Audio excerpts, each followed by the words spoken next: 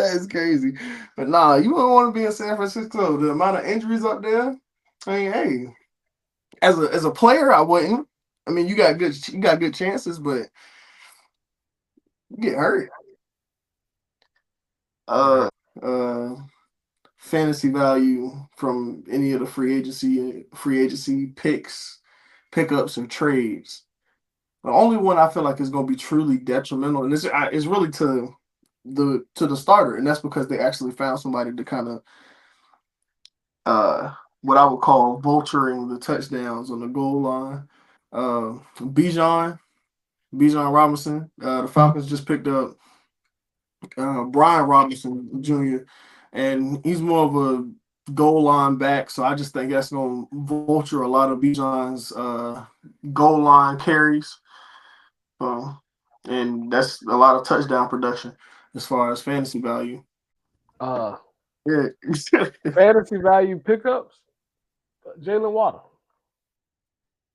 Jalen Waddle to the Broncos. Bo Nix has already had a season where he was phenomenal, so you put him alongside Sutton.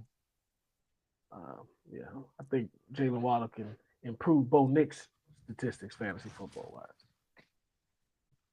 You don't think that's a crowded receiver room? That's a good problem to have. A good problem to have. Well, I mean, like you said, you didn't say improving Jalen Waddle's fantasy No, value. You no. said something. You said Bo Nix. You're right. I'm looking into the wrong name. Man, he coming from a wide receiver room with Tyreek Hill. It ain't gonna be no much different than that. I was almost guaranteed to hit 1,000 yards every year, as long as either with or without Tyreek. You should do that now for He sure. You the speed guy uh now.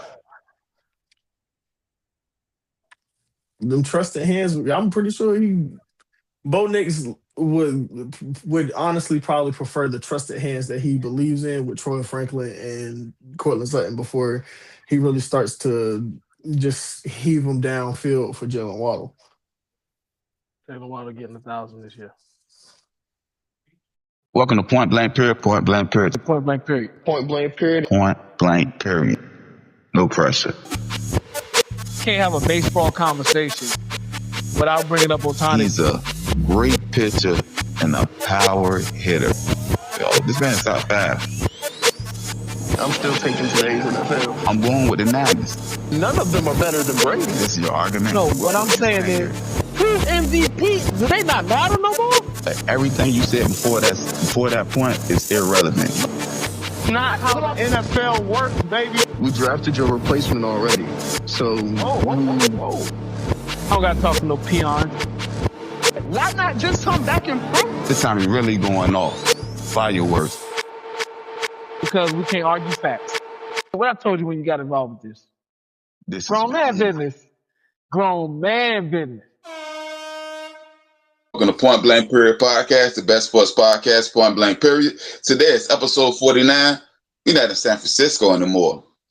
Let's go. So, I'm going to start here. We just went over 100 subscribers, so I appreciate everybody for subscribing, viewing, and listening to us. I want y'all to try to help us get to 500 subscribers. That's our new goal, our new target. So, with that being said, we're going to start here. Mr. KD, who's your player of the week in the East and the West and the NBA?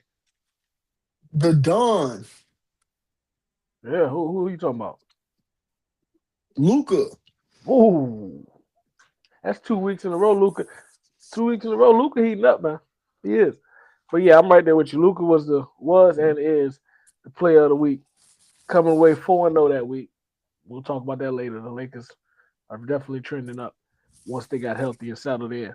But he was averaging 42.7 rebounds and 6 assists. What? 42. You know, he had the 60-point dropper. He dropped 60. So, and to me, my opinion personally, his 60 was more impressive than Bam's 83. But All right, see, look, no, that's last episode news, and this ain't the first time Luca done dropped Luka 60. Though, dropped 60 on. Who are they playing against? Miami. That's hey man, hey bro, I'm tired. I just put up 83. I'm tired. That was last week. It's what you done for me lately. The Luka was the flights. player of the week lately. I mean, last week when you did it, and he doubled back on the player of the week again. So it is what it is. But out east, who took Bam's throne, LaMelo Ball. You go from Bam Adebayo to LaMelo Ball. The East is unpredictable, man. Hey, I tell you, LaMelo watched this podcast. I feel that way, man. I think the whole Hornets might have had a family night or something or a group bonding moment, and they took offense to what we were saying up here because We said they we get hot. said them boys don't like playing basketball for real. They just out there for fun, and now they out there having fun and hooping. We call them a rec team. Especially you, Mr. KD. No, see that's the thing. You like put point. I said exactly what I still stand by. I said LaMelo just has to care more, and now that he's caring more, look what's happening with the team. 26, 5, and 7 through that week, and we're going undefeated as well. So LaMelo put balled out. The Hornets. Who did they play in out. those 3 games? We're not going to stun on their parade, man. Let the Hornets be the I Hornets. mean, I'm about to say they're the Hornets at the end of the day. So I mean, hey, 3-0 regardless, it's 3-0. Exactly. We saw times where they was 11, 12 0-3. straight losses. I want to see them in the playoffs, though. I think they've earned that. They've dug themselves out of a hole, and I want to see them be rewarded. I want to see them in the playoffs. I got the same 2 people, Mr. IT. Okay.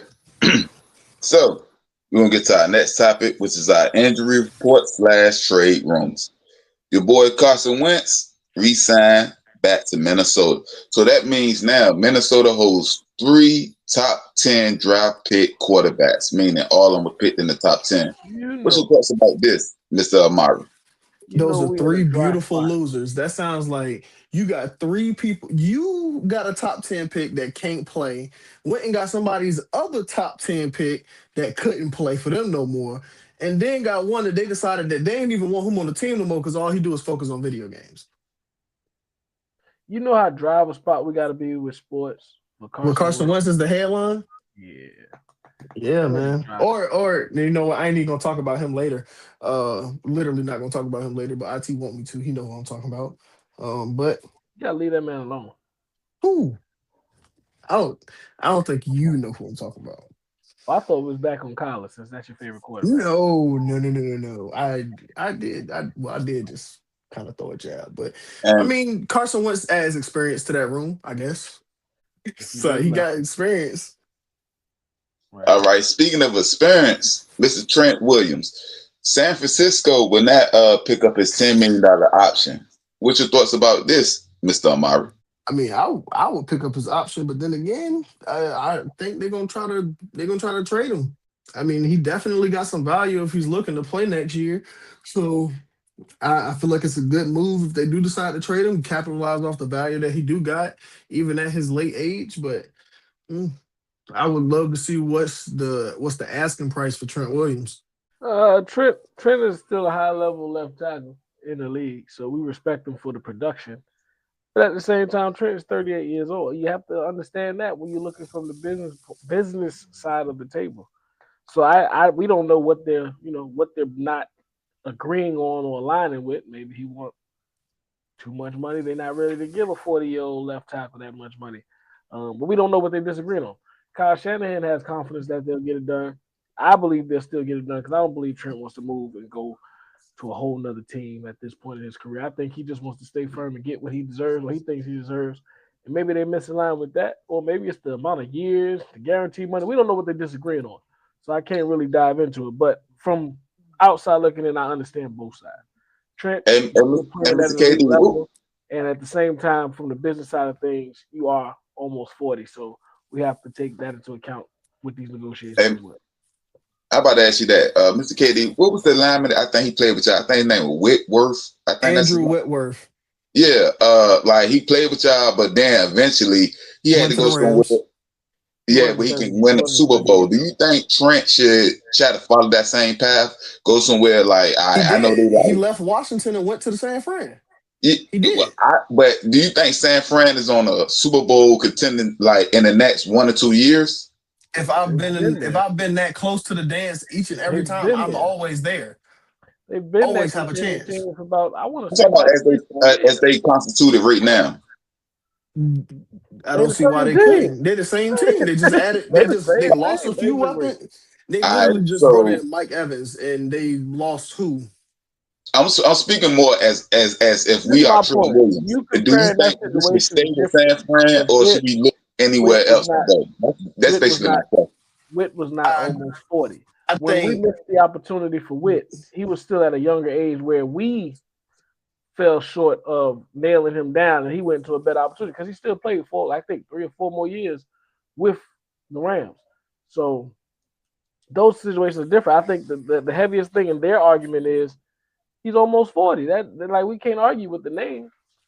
I mean with the number and the facts of his age. That is a part that has to come up when you negotiate. But as far as him going to a whole other team and starting over, I'm not saying he can't. I'm just saying how is that beneficial um, to where you are now? When I believe, and I think me and Amari agree, San Fran is a contender, right? As they are. yeah, We're not saying they they're a are top 3 contender, but they are a contender. until San Fran ends up in a situation where they're back in the top 10 in the draft selection. They're going to be a contender. They've been a contender since. So they built that team correctly. And the same pieces that they lost last year, they kind of brought back. I mean, they bring in a big true number one with Mike Evans, although they kind of didn't really lose him, but I mean, they'll be losing Brandon Ayuk in free agency if that really matters. They said Because they might I'm want pretty to sure, keep him. I don't know how true that is, but I say if they decide to keep him, then I mean, you have him, Mike Evans, Ricky Pearsall. Uh, you still have Kittle, you still have McCaffrey. I mean, the offense is still star studded, and then that defense, you're bringing Nick Bosa back from injury.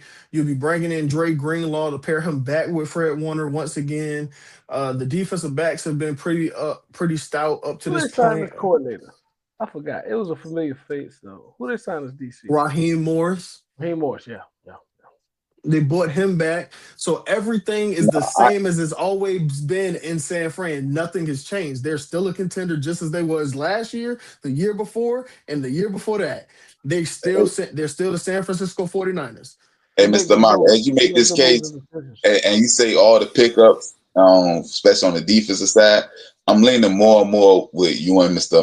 KD because what y'all saying is they ain't fall off. They just ain't win this year. So I'm right there with It's y'all. it's never a They rebuild in were San hurt. Fran right now. It's a They reload. were hurt. They They were No, and hurt. that's the problem every year. Nah, I Right. ain't say I ain't think they wasn't the Super Bowl team. I was really just asking for curiosity's sake. But as he said what he said, they might be number 1 and number 2 team in the NFC right now going into the season. I don't know that much, but they are a Well, contender. speaking of a team that recently had the Super Bowl, 2 years ago, the Eagles. I think they just signed your ex quarterback, Mr. KD, Andy Dalton. He's not considered my ex quarterback no more. That man has been everywhere since he left He San been That Fran. around the man, block. He ain't nah, yours. he Carolina ex quarterback, or you could say Dallas because those are his two most recent two stops.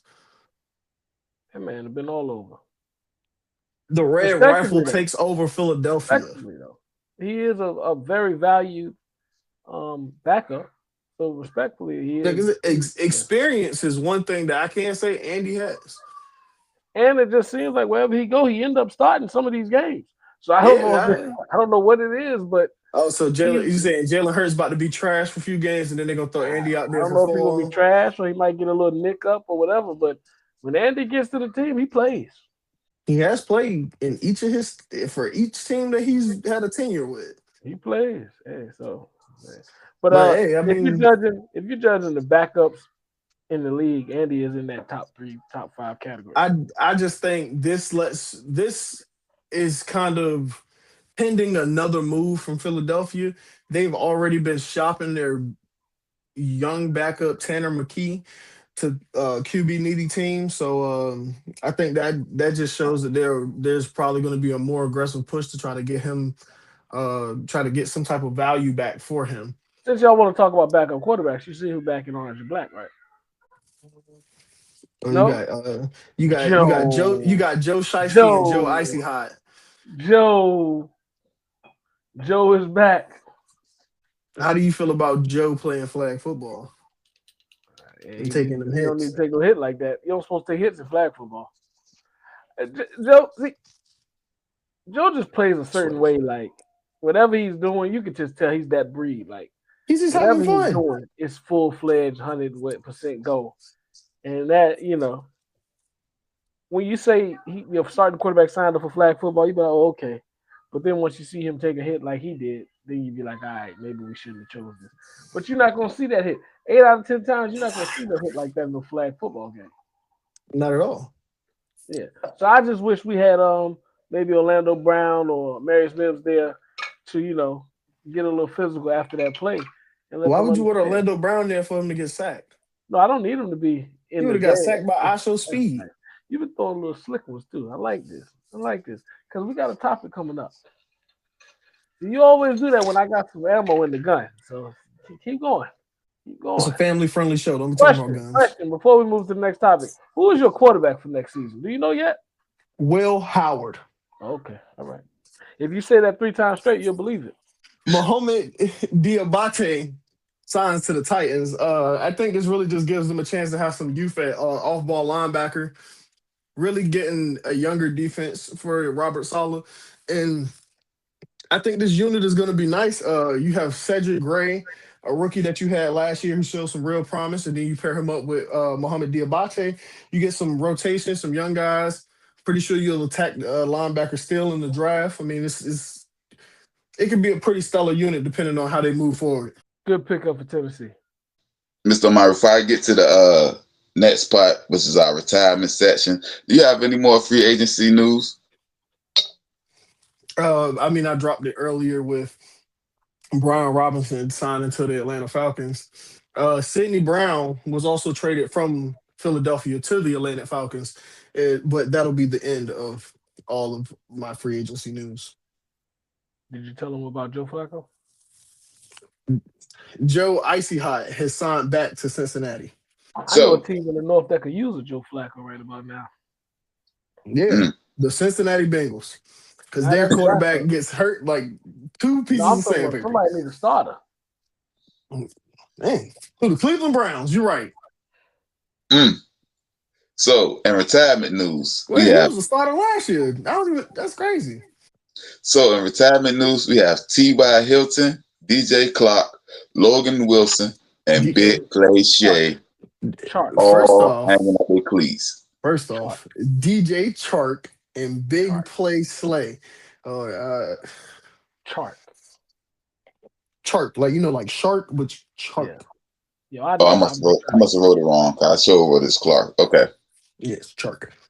I can say out of everybody on this list, I mean, T.Y. Hilton has a pretty good resume. I mean, T.Y. Hilton been retired, you asked me. Yeah, I'm about to say T.Y. Hilton been retired for quite some time, but at least 2 years.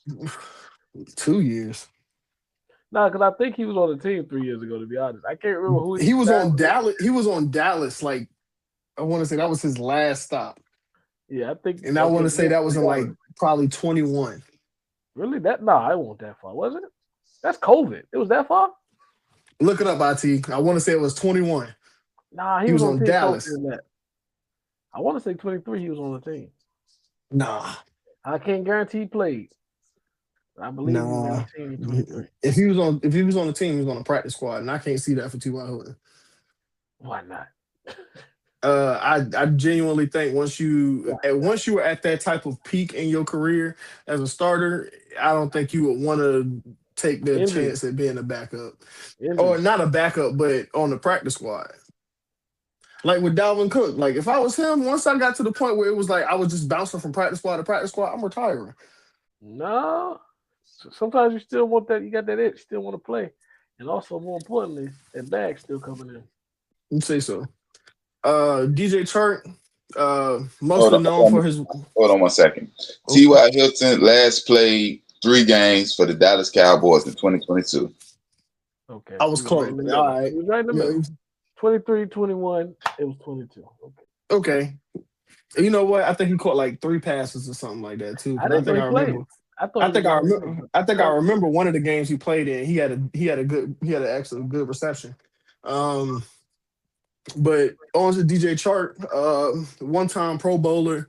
Um, Really? he's only a one-time Pro Bowler. He Jacksonville? did, yeah, With Jacksonville? yeah. Had a few stops. One in LA and Detroit, but never really found his footing outside of when he was in Jacksonville. And injuries kind of derailed his career, but is he was actually a pretty decent outside receiver. I thought so. He was one of those ones. Sometimes He was sneaky. He was deceptive speed. no, I'm just saying, one of those guys you bet on and they end up being wrong. I always liked his game, but his career didn't pan out the way I expected it to. Uh, Another retirement, Logan Wilson, former There we go. Cincinnati Bengals and Dallas Cowboy linebacker. Now we're talking Um, about important stuff. There you go. I mean, hey, I guess being part of both of those defenses in the same season, you decided, hey, I gotta hang it up. But, Hey, hey, Logan but Wilson is a very appreciated and respected Cincinnati y'all Bengals. benched him before y'all traded him Well, yeah, maybe your time wore out, but I, for I Baron remember the good Carter. years. You I you remember the good years. so he wasn't. You telling me? You know what? I remember the good years. I remember You that bull crap call we you, got in the Super Bowl that cost us. you We wouldn't had have Cooper believed. Cup locked down, but they You called a wouldn't holding. have. You would have took Logan Wilson over Baron Carter this year. Oh, I'll take him, yeah, for sure. Yeah, yeah. Y'all But man, traded that man for three I'm gonna paper trust clips that and a Al bag of Golden. chips. I'm gonna trust that Al Golden saw something that I did. Eventually, but not yet. And Because Al then Golden was there when we drafted Logan Wilson too.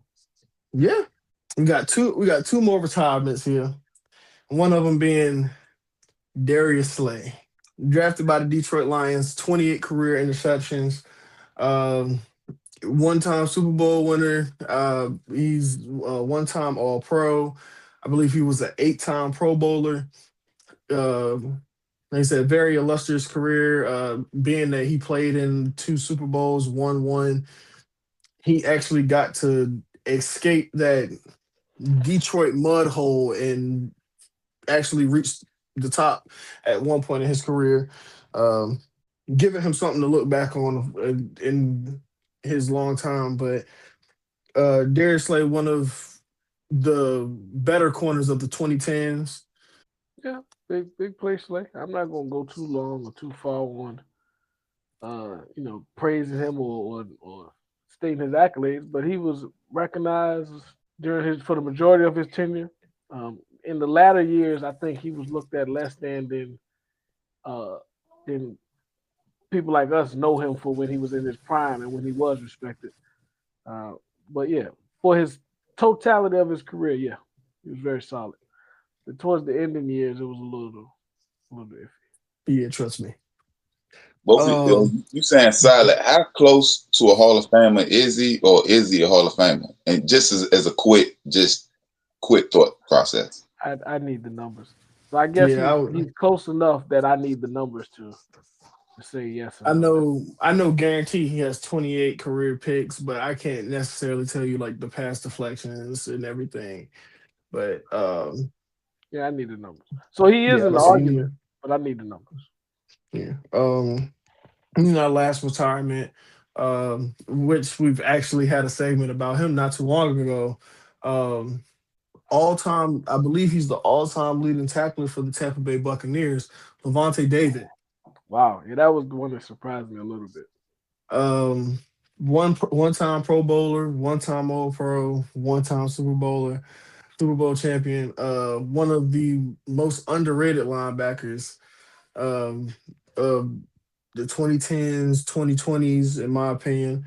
Um, he's very calculated, very methodical with everything that he does, but he is the prototypical linebacker, very hard nosed and witty about every step that he makes He in can the go. right He can go direction. downhill. He can cover. He can blitz.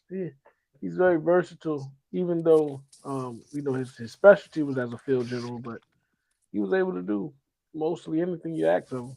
So yeah, I don't think he never got the credit that I believe he deserved. But very solid linebacker we lost, or not lost. It sounds bad, but very solid linebacker that's deciding to hang up the cleats. I asked y'all the same question about him. How close to a Pro Bowl? I said Pro Bowl. How close to a Hall of Famer, or is he a Hall of Famer? With 1,700 tackles. Me personally, I would want to put him in that list. I think he's there. Don't he got a ring too, Mr. Amari? Yeah, he has a ring with Tom Brady, of course. But he has 1,716 tackles, 33 forced fumbles, and 14 interceptions. I think he cracks the bid. Go ahead, Mr. Amari. Yeah, 14 years. 14 years. And I think they said he missed like 2 with injury though, but it's still a 14-year career. Pretty much 100 tackles a year. Yeah. And I think they said that he was a one-time Pro Bowler because they kept labeling him without outside linebackers in the early 2010s. Mm-hmm. So he probably should have got 3 or 4 more easily. Yeah, he was getting grouped in with the Clay Matthews and all those other guys, just being an outside linebacker, and he was labeled as an outside linebacker. So there's a lot of Pro Bowls and All Pro nods that he never got. And I think this goes back to y'all two behind a debate last week. I think about the difference between the 3-4 and the edge rush on the 4-3, and I think that plays the difference of your Hall of Fame eligibility. What type of defense you in, and technically, what is your position? Because Julius Peppers is considered a linebacker. I never looked at him as a linebacker. I look at him as an edge rusher. The only time that I've ever seen Julius Peppers actually listed as a linebacker was when he was in his tenure in Green Bay. Like, that was also due to the scheme that they ran. He was playing off the edge, so they're 3-4. He was listed as an outside linebacker. Other than that, even when he was in Carolina, he was always listed as a defensive end. So, that was my point, though, Mr. Amari, that he was listed as a linebacker, even though he's really. Go ahead, Mr. Katie, what you about to say? I would say he's a very athletic defensive end, because for his size, he's a prototypical defensive end. He's not an outside linebacker, but being that his athleticism, his agility, and his speed, he can make and recover in coverage. So they gave him the opportunity to do so, as well as rushing the passer. You talking about Peppers still? Yeah. Yeah, Julius Peppers is a DN to me. So he's definitely a DN. But the real thing is, that's why they've changed the Pro Bowl voting, and now edge rushing is a category, because guys like Levante David was compromised because of these high sack guys at the outside linebacker spots in 4-3 for certain defenses. So it's just like when we talk about like Joe Flacco. Joe Flacco just got his first Pro Bowl last year, but he was like a third injury alternate. But we're going to stop valuing Pro Bowls as heavy as we once did. It's just a matter of time. Because when you start putting, like you said, with injury alternates get in, and you got the Shedeur Sanders that make the Pro Bowl over certain players, because at the end of the day, it's a fan-led event. It's like, oh, this is not it. And it's not even just injuries. You also got just players saying no. And once they say no, now you got to find an alternate to be a Pro Bowler. So and that's in the playoffs. That's going to hold a lot less. I feel like the players in the playoffs, you kind of already know who's going to get picked out of those teams. So you got to be prepared for the ones that did get selected that make it to the Super Bowl. Of course, they're not going to be compete. Question. My fault. But the real question is, those guys that turn it down, are they not considered Pro Bowls anymore, or do both? I believe they're still considered Pro Bowlers, because it is still it's still the announcement. But when it comes out, as far as like the NFL, they're gonna announce you as a Pro Bowl alternate, but it's still posted, like you said. Like, we always had a conversation with people that use that look up stats and everything. All they're going to see is a Pro Bowler. They're not going to see a Pro Bowl alternate. They're not going to see anything like that. So it's just going to say a Pro Bowler. So, yeah. All right. Thank you for that, Mr. Mari. We're going to get to the other side of this pendulum, which is the NBA side.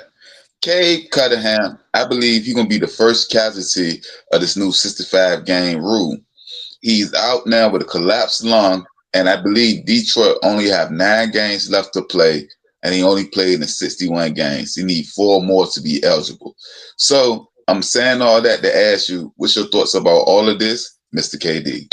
We talked about this on the earlier part when I think we were evaluating Jokic and Shea's eligibility.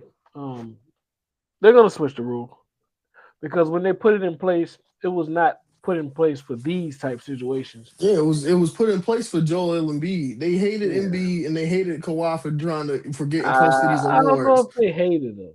They ain't hated him, but it's just like I was with them when they made the move, but now we're seeing the side of the move that wasn't evaluated or probably we didn't pay attention to.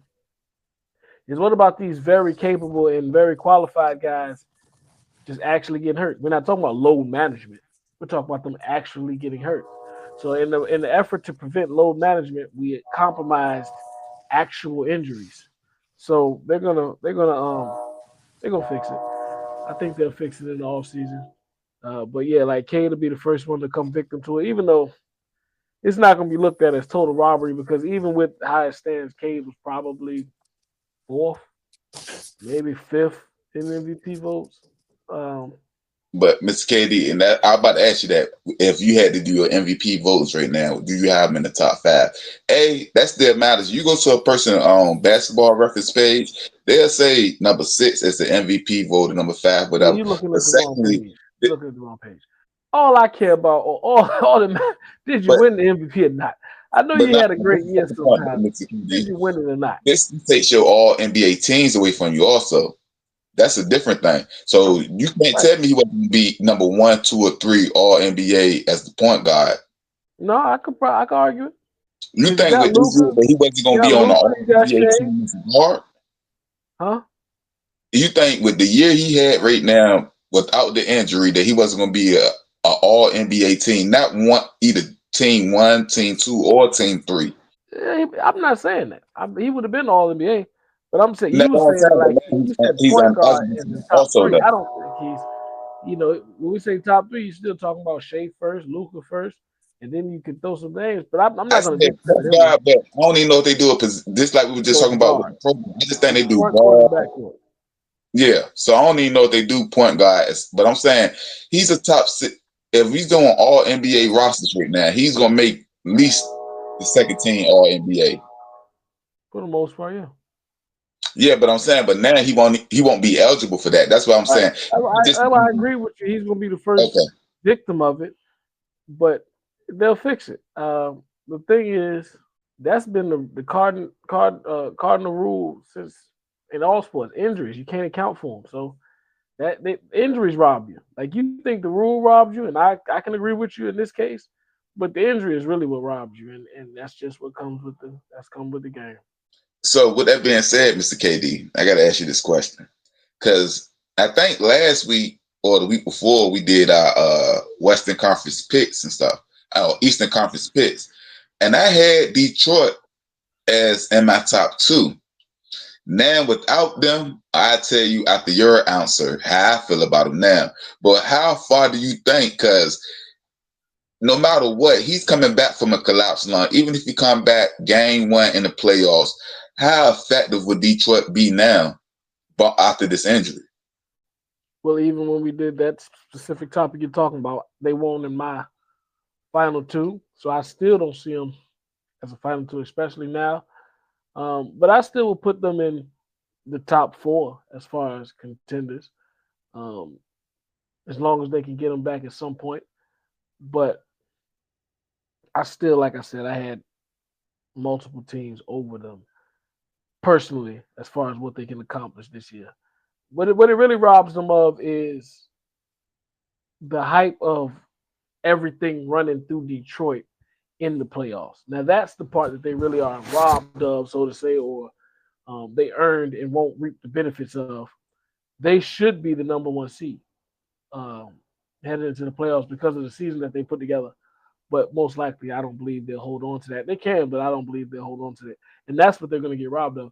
But once they get to the playoffs, I believe they have just as good a shot, as long as they get Cade back, of course, as before, because I still had them capped off as probably that 3rd or 4th team in the East left standing. So last week we talked about Jason Tatum, and and I was saying that I don't know how good he will be in the playoffs, XYZ. And you asked about Vucevic. And I said his injury is to his hand, so I don't look at the same. I say all that to say this. When it comes to Cade, bad being a collapsed lung, I think this is detrimental to Detroit in particular. Because even when he come back, who knows what's his win capacity? How's his stamina gonna be? Like it's certain injuries that affect you, especially in basketball, where they matter a little more than others. So a sprained pinky, you come back 3 weeks. I still think that you'll be the same type player. Sprained ankle, you might be good after the swelling goes down. But a collapsed lung, now we're talking about a game where it's based off endurance, based off running. So with this injury in particular, what it does for me, it moves Cleveland up and New York up. So they still may be number 4 for me. At first it was number 2. They might be number 4 to me, but it moved New York up above them. You had them at 2. I didn't. I had them at 4. Yeah, I had them at 2. Yeah, I had them in my Eastern Conference Finals. Cleveland and Boston were my 2, and the Knicks and Detroit were my 3 and 4. But the thing about it is, this could be, like I said, I'm not the doctor. I don't know. A collapsed lung is one of those injuries that once you read it, it sounds treacherous. But if you know the paperwork, it might not seem that bad. Like a collapsed lung, you can recover from that within a week, to be honest. So depending on the severity and what actually, the realness of what that situation was. You want to take it into perspective. TJ Watt had a collapsed lung and he missed 3 weeks and came back. Right. So you don't know. Like a collapsed lung sounds, when you hear it, anything collapse, it's gonna sound, horrible. But it doesn't have to be as bad as it sounds in a lot of cases. So I believe there's still a positive outlook on Cade playoff eligibility and capabilities behind this injury. Okay, Mr. KD. Speaking of as bad as it's gonna get, freak Antetokounmpo has a hyperextended knee. Is it time just to shut him down? The Bucks is headed nowhere this year. He might be looking to get out of there. Is it just time to shut it down? 10 games left. Why still play? What's your thoughts about this? Well, I said it last week, and documents have came out that the Bucks are definitely full-fledged into shutting him down. Giannis is the only one that's against it, and therefore, we're going to learn how much power and control he has in the day-to-day operations in that franchise right now if we see him on the court again. I personally don't see what reason there is to put him back out there or for him to be back out there, but if that's what he wants, he's in a position where, especially with Milwaukee in the state they're in right now, you better give him what he asks for, whatever he desires. So I say shut him down. There's nothing you can gain from this, but maybe he just wants that personal acknowledgement and personal achievement of rehab and coming back and being determined to get back to the court before this season is over. Shut him down and get him a new head coach. Look, I was just about to ask you that question, Mr. KD. Is this Doc's fault also that he's been banged up this season? It's not Doc's fault. It's not Doc's fault by no means. And everyone that listens consistently should know that my Doc jokes be just playful, man. It's not his fault, but I don't see Milwaukee losing from going a different route. I would understand that as well. This experiment has not worked out. Now, of course, health plays into it because Dame got hurt. Now Giannis is getting hurt. Health plays into it, but hey, the what if is the capital thing of Doc's tenure wherever he goes. It's always the what if. Like, what if this didn't happen? What if this didn't happen? So I'm used to it by now. All right. And I got one more thing to say before we leave this topic. J-Dub has returned from injuries back from OKC. How big of an impact will this be for Oklahoma Thunder? It's going to be a huge impact off the simple fact that these guys are just loaded right now as they stand before he got back. When you got guys like McCain and you got Shea, you got Chet, you got Williams, they just are loaded with talent. And to get their, most would say, second best player back healthy, right in the heat of things, is only going to help them. So OKC is just a luxury team, man. I really believe that they are set up to run it back, but there's a few teams that might have a say in that, uh, or a say in ruining that plan. All right. Before we get to the next topic, you got any more injury news for the NBA, Mr. KD? Moses Moody, he's out with the torn patella. He had to be stretchered out. Trey Young out with a couple injuries. I think he's fighting multiple injuries right now, so he's out for the Wizards. I think they need to shut him down as well. I don't know why he played this season, to be honest, but That's I what I think was they about need to to say, shut him Mr. down. KD. Why he even come back to play? I said at the moment, there's nothing you have here to gain. But go ahead, Mr. KD. I'm sorry. Yeah, so Trey Young, I think they should go ahead and shut him down. And then the most important is Peyton Watson is back for the Denver Nuggets. So we are fully healthy at the moment, and it's time to get this train going. So, with more football with Mr. Amari, with the recent moves in Miami, do you think the plan that Miami has, if you Malik Willis, do you think this is a good plan? Should you buy into it? Do you think that they sabotaging him? How do you feel about that? And I got to say this before you start, Mr. Amari. Mr. KD, the fan that you asked about had left a direct message that said that they got Michael Vick / Donovan McNabb at quarterback. That was his word, snap mask from the comments from my subscriber. It's on you, Mr. Amari. I don't think. I think this plan isn't for year one. This plan is for year two to year three. Being that they cut Tua, they will trade of Waddle, all the dead cap money that they will incur in this season. They will have plenty of cap space come next season and then the year after that. So I believe this was just to see how Malik Willis actually operates as a starting quarterback. I mean, he did get a short term deal. Granted, they did pay him a lot. His 3-year contract is nothing compared to if they would have inked him to, let's say, a 5-year deal.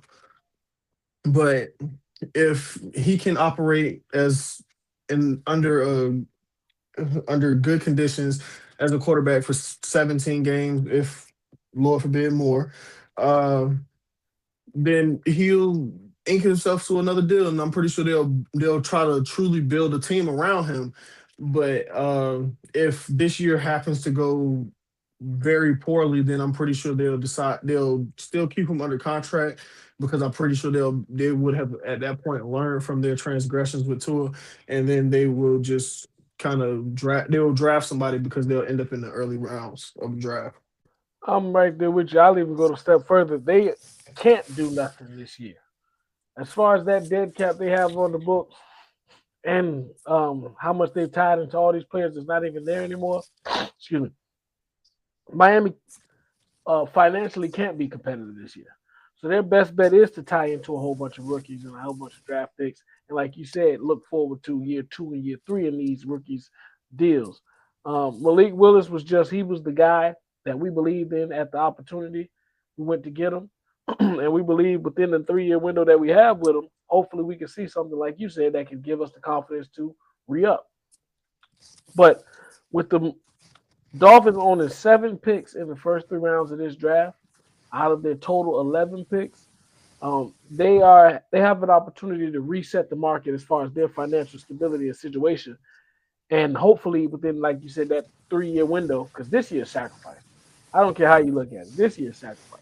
Is that at Even the to that, most? I believe they're looking for Malik to win at least 6 games, but look comparable in at least 4.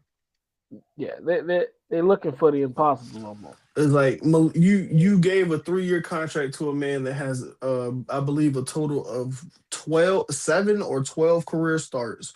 Um, but he's looked good in the last few that he's had. So I don't think just being that they do have Jeff Halfley as their head coach now.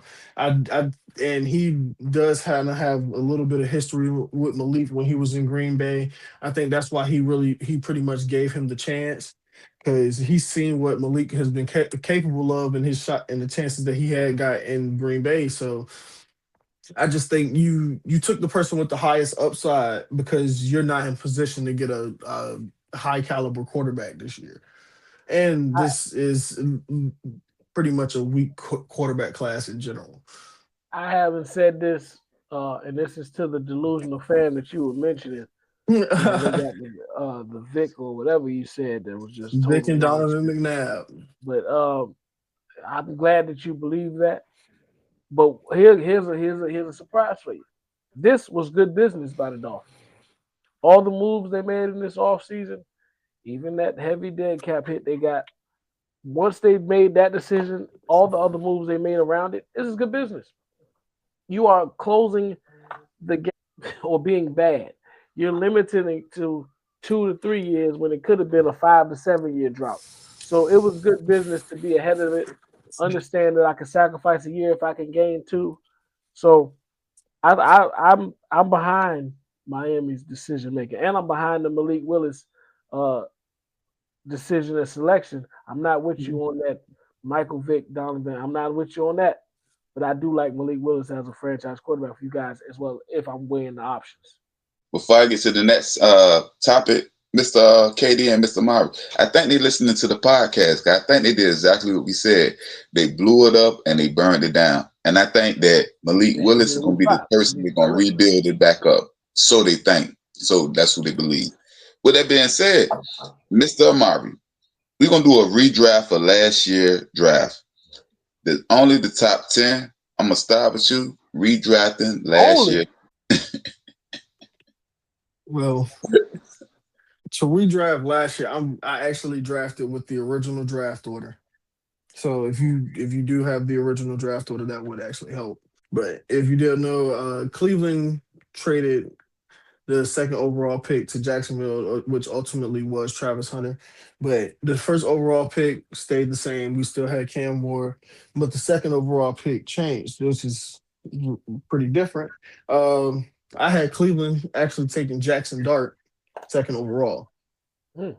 Abdul Carter still went at 3. Will Campbell still at 4, but Travis Hunter fell to 5, still eventually going to Jacksonville. Ashton Genty at 6, Mimbu at 7, McMillan at 8. I still had Kelvin Banks going at 9, which ultimately made Mason Graham fall to 10 to the Bears instead of them taking Colston Loveland. Yeah, I kept it with the post-trade order because I think Cleveland can still drop down in this hypothetical draft and get a guy that they need. So I went Cam Ward, which we both agree with is still the top pick. I went Jacksonville going to get Abdul Carter. I think they was going to add to that line. Add the pass just rush. like the Giants did. Just like the Giants did. You add to what you got. At 3 with the Giants, I got Ted McMillan going there. I think they put somebody on the other side of Malik Nabers. Now, of course, they would still have a quarterback problem, but maybe they can touch that in the second round. 4th, I got Mason Graham going to New England, being a cog on that defensive line. 5th is the biggest shakeup because this is a guy that wasn't top 10, as well as Ted. He won't either. But moving in, Emeka Egbuka. Ted was top 10. Ted was top 10. Oh, yeah, right. He went 8. He went 8. You're right. So this is the first guy that's coming out of the top 10. Emeka Egbuka going to Cleveland. At 5. 6, I got the Raiders keeping Ashton Genty. 7, I got the Jets going to get Will Campbell, short arm Campbell. 8, this was the hardest one for me because I'm like, Carolina, where's Carolina going to go now? And I just ended up writing Tyler Warren. They needed weapons. They need a weapon. They went tight end. I don't believe they would have did it, but they need a weapon. I'm going to slide him there. 9, I got New Orleans going Jackson Dart. With what I know now. And then 10th, I had Chicago staying with Colston Loveland. They had a great season, so you ain't got to change nothing up. But Egbuka in Cleveland, still need a quarterback, though, for that. His career would have been ruined. Yeah. Before it started. Who went to Cleveland? Mason Graham. Mason Graham. He not doing bad. So what do you mean career ruined? No, the Mason Graham is a defensive tackle. I mean, he on that defense. No, I was talking about the wide receiver. Egbuka, yeah. He might have helped Shedeur. Who said Shedeur was gonna go there still? Or Flacco, or who else had a chance? Or Gabriel. Kenny Pickett. Can't nobody help him. All bad options. Not Flacco. Watch your mouth. Okay. Deshaun Watson. Whew, the worst. All right. So, Mr. Mr. Amari, we got 5 teams that have 2 picks in the first round in the upcoming draft. We have the Chiefs, the Browns, the Jets, the Dolphins, and the Cowboys.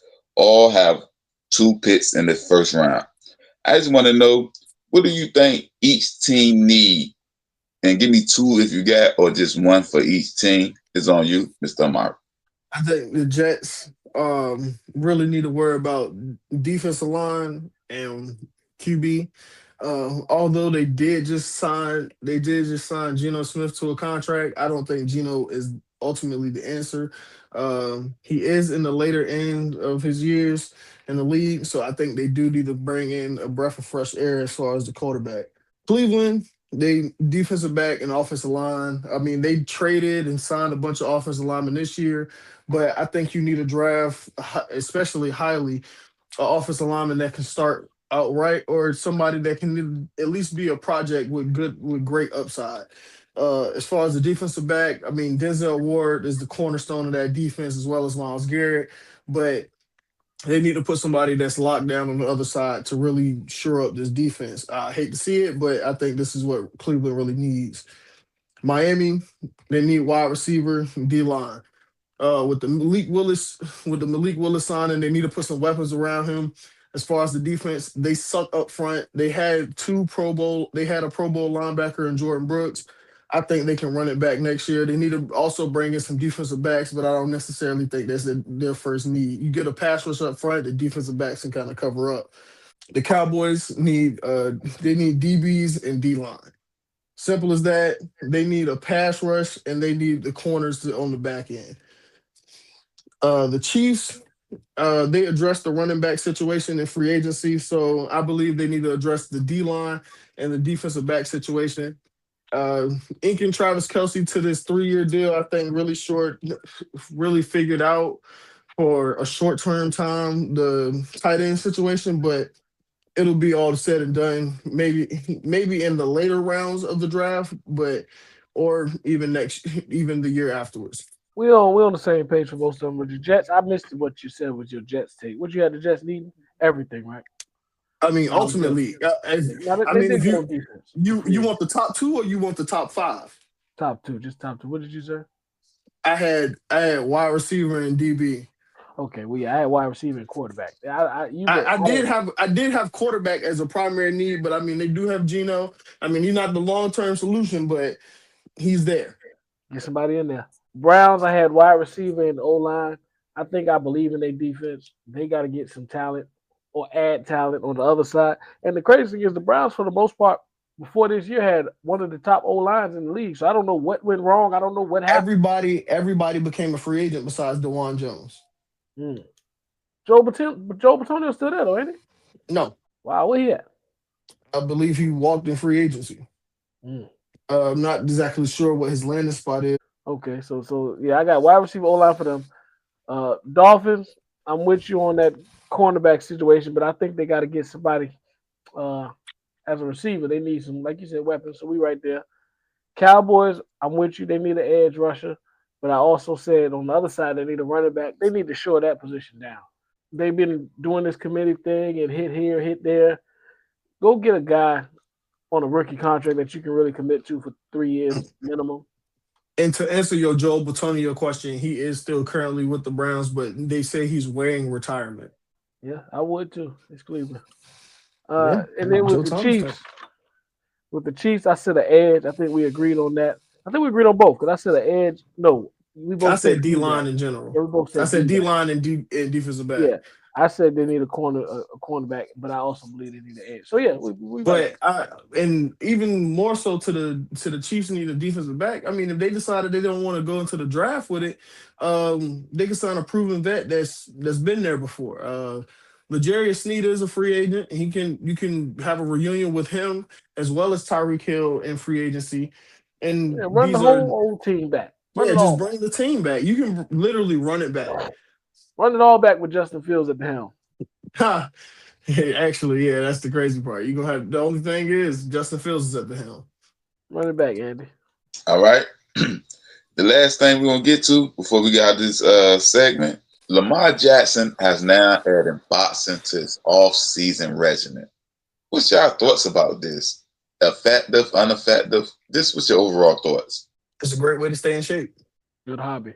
So both of y'all don't feel have no real football value. Okay. I didn't say that. With that being said, we're gonna get to our March Madness segment. I'm starting with you, Mr. KD. They said Hubert Davis is out as a coach at North Carolina. What's your thoughts about this? Bad hire in the first place. Even though he did make a championship in his tenure. But still, I think Hubie's thing is the ability to recruit as far as win over recruits. And I don't think that's a strength of his. They're not able to get the pull of being a Tar Heel as well as they did in their previous tenures with Roy and everybody. So, and then the failures in the tournament is just unheard of. So to be put out in the first round back-to-back years with that lineage connected and those achievements connected to that university, that's unacceptable. So I knew the writing was on the wall. And not to say it just always felt like it wasn't a good fit for me or to me. And that's not even being a Duke fan. Just, I don't know. I didn't think that was a long-term solution. So, and then you have a job that is appealing to almost everybody that is available and some people that's not even available yet. To be the head coach of the Tar Heels, that's an esteemed job. So I'm looking forward to who they're going to get or who they're going to try to get. I'm sure they're going to poke at some people's staff. They're not just going for free agents. They're looking for the guy that they need. And they don't have a problem outbidding or, messing around in somebody else's backyard to try to get the guy they want. So Mr. KD, Hubert Davis, yeah. You went to recruiting, and I don't even think that's our biggest issue because I'm going to go all the way back to what you said in the beginning when you went to our failure in the championship game. So I don't know if he recruited them players or they was already recruited and it was there, but it's a trend that's been going on since that game until the last game we lost. And I'm gonna just say this: we lost the last 3 games of the season. We lost in the tournament. We lost in the ACC tournament. We lost to Duke. We lost to Duke at the last game in the regular season. Who y'all lost to in the tournament? It was Clemson. Clemson? No, I'm talking about this year. I don't even know some bump. That's irrelevant. This year. How did y'all lose? But that's what I'm getting at, and this goes back to the national championship game. No. I like relevant stuff. How did y'all lose? You want to keep skipping over that? Y'all up 19? You lost to the Horned Frogs. KD, we was up. This the point. Y'all was up 19? Yeah, but this is what I'm going through. That I'm saying it's a consistent, and it started with championship game. He was up in the championship game. He doesn't make good end game changes. That is the truth. That is, if I'm looking at it from my my coaching glasses that I sometimes put on when I'm watching the game, he doesn't make adjustments. He don't make adjustments. I'm gonna just say they don't look effective. He don't make effective adjustments. I'm gonna say he doesn't make them at all. He just rolled the ball out there, and what you gonna do is what you gonna do. So that's what I'm saying. Like, and it started from the championship game, and it only got worse. So it may go to your point. It's the thing, IT. You can do that when you're just over talented than the other player. I mean, the other team. Yeah, that's what he might have. That's what he might have been thought he was relying upon because it worked in the Like I said, that championship year y'all made was his first year. The coach. That was the first year. That was Roy Williams' team or recruits or what I'm trying to say. And that's what I'm saying. And you still couldn't get it done. You was leading in the championship game. He could get it done because let's not discredit getting to the championship. It's just in that moment, the coaching was the lack of, however you want to look at it, it was highlighted because they lost. If the man would have still won the game, we wouldn't be having this conversation. But it's a consistent. That's why I went back to how we lost the last 3 games. We lost. We was out the first round in the last 2 seasons. This is a consistent, even to the point last week or the week before last. You asked my Final Four, and you was listening to see who I was going to name. There's a reason I didn't name UNC, and it starts and ends with him. But Whether you the ain't had team, them losing. You ain't had them losing in the first one though. I ain't have him losing the first one, not that one. And then to that point, Mr. KD, we was up 19. That's why I don't want to hear that whole, oh, we was missing our best player. Well, you ain't have him when you went up 19. No, I ain't giving no excuses for none of that. None of You that. ain't have him when you went up 19. Nah, I ain't. That's not an excuse. You the coach. See, what you said earlier would make sense if I was a player thinking that. We just more talented. We just gonna out athletic them. A player can think that way. But a coach, your job is to coach. You see now, okay, my 19-point lead is now 12, now 10, now 7. When you gonna do something? Underwhelming coach can think that too. Hence the reason that you shouldn't be a coach. Maybe an assistant. You can be on a roster. It looked real good. Hey, sometimes it looked real easy from this side seat. It looked real easy. Oh, look how Roy running this team. He got the team running like a machine. It looked real good from this side seat. But when you get in that head seat, it's a whole different view. It's like first class and coach. It's a whole different view. Yeah. We don't have that problem. We don't have that problem. The biggest thing I have a problem with him is his in-game adjustments. He doesn't. You say they're not good adjustment or effective adjustments. I don't see much adjusting at all. So how do you counteract that? You got to recruit heavy. You got to win those top 5 guys over. But also, let's go to Duke, which you about to go to right now. How y'all almost lost to Siena. Oh, no. Yeah, but we got about like 3 top 5s. That's what I'm trying to say. But not only that, look at the second game and look at the adjustment the coaches made. Y'all coach, you can see the difference. You can see the different lineups. You can see the different possessions. You can see I'm gonna pick both of the two. And I don't like discrediting you when you're trying to praise Duke because that's rare. But in our Siena game, it wasn't no real adjustment he made. It was really no. That's why I say go to game 2. You can see the difference in adjustments. You can see when they played both twins versus just playing one twin. You can see the adjustments being made game to game. They played both games. What, sir? They played both games. No, I'm just saying on the floor at the same time as a coach, meaning I got them out there 15 minutes this game. Next game is a 30-minute game. You can see the constant changing of Duke throughout the season and transforming into a team. So that's what I'm saying. I can see where the coach, even if it doesn't work, and that's another thing about coaching. You ain't always got to get it right, but you got to do something. You can't just be standing there like you Phil Jackson. Phil Jackson can stand there calm, cool, collective because he was winning. Y'all can't do that. You need to make some adjustments on the fly right now. Hold on, Amari, I'm gonna bring you in real quick. What? He talking like about how long March Madness been? Okay. About 3-4 weeks ago, this man was talking about how North Carolina was a good team and they had 7 losses at that time. I was like, what are we talking about? This is a 7-loss team. We was equal to y'all. We no longer equal. Never equal. You was never equal. That's what we did. We're not in the tournament no more. No, even before the tournament started, you were never equal, buddy. You got 7 losses. We're not equal. We was equal. We was 1-1 in head-to-head. What about our records? Yeah, head-to-head. Meaning when but you're not winning the games that you're supposed to win. But the crazy thing is, Amari, the games that they're supposed to win, if you really look at it, half of these they're not supposed to win. They just win it. And that's why I'm saying, that's why I knew Hubie was gone, because we got to a point where we're not looking at the Tar Heels the same no more. And once you get there, they got to make a change. Because now we're looking at the Tar Heels as one of these, less than teams. Once that shine wear off. Yeah. We got to get rid of you. Like, you're not about to tarnish the whole goddamn Tar Heel legacy. So we need to make a change. Because I'm being honest with you, the last 2 seasons, we can't honestly say we looked at the Tar Heels as Final Four threat.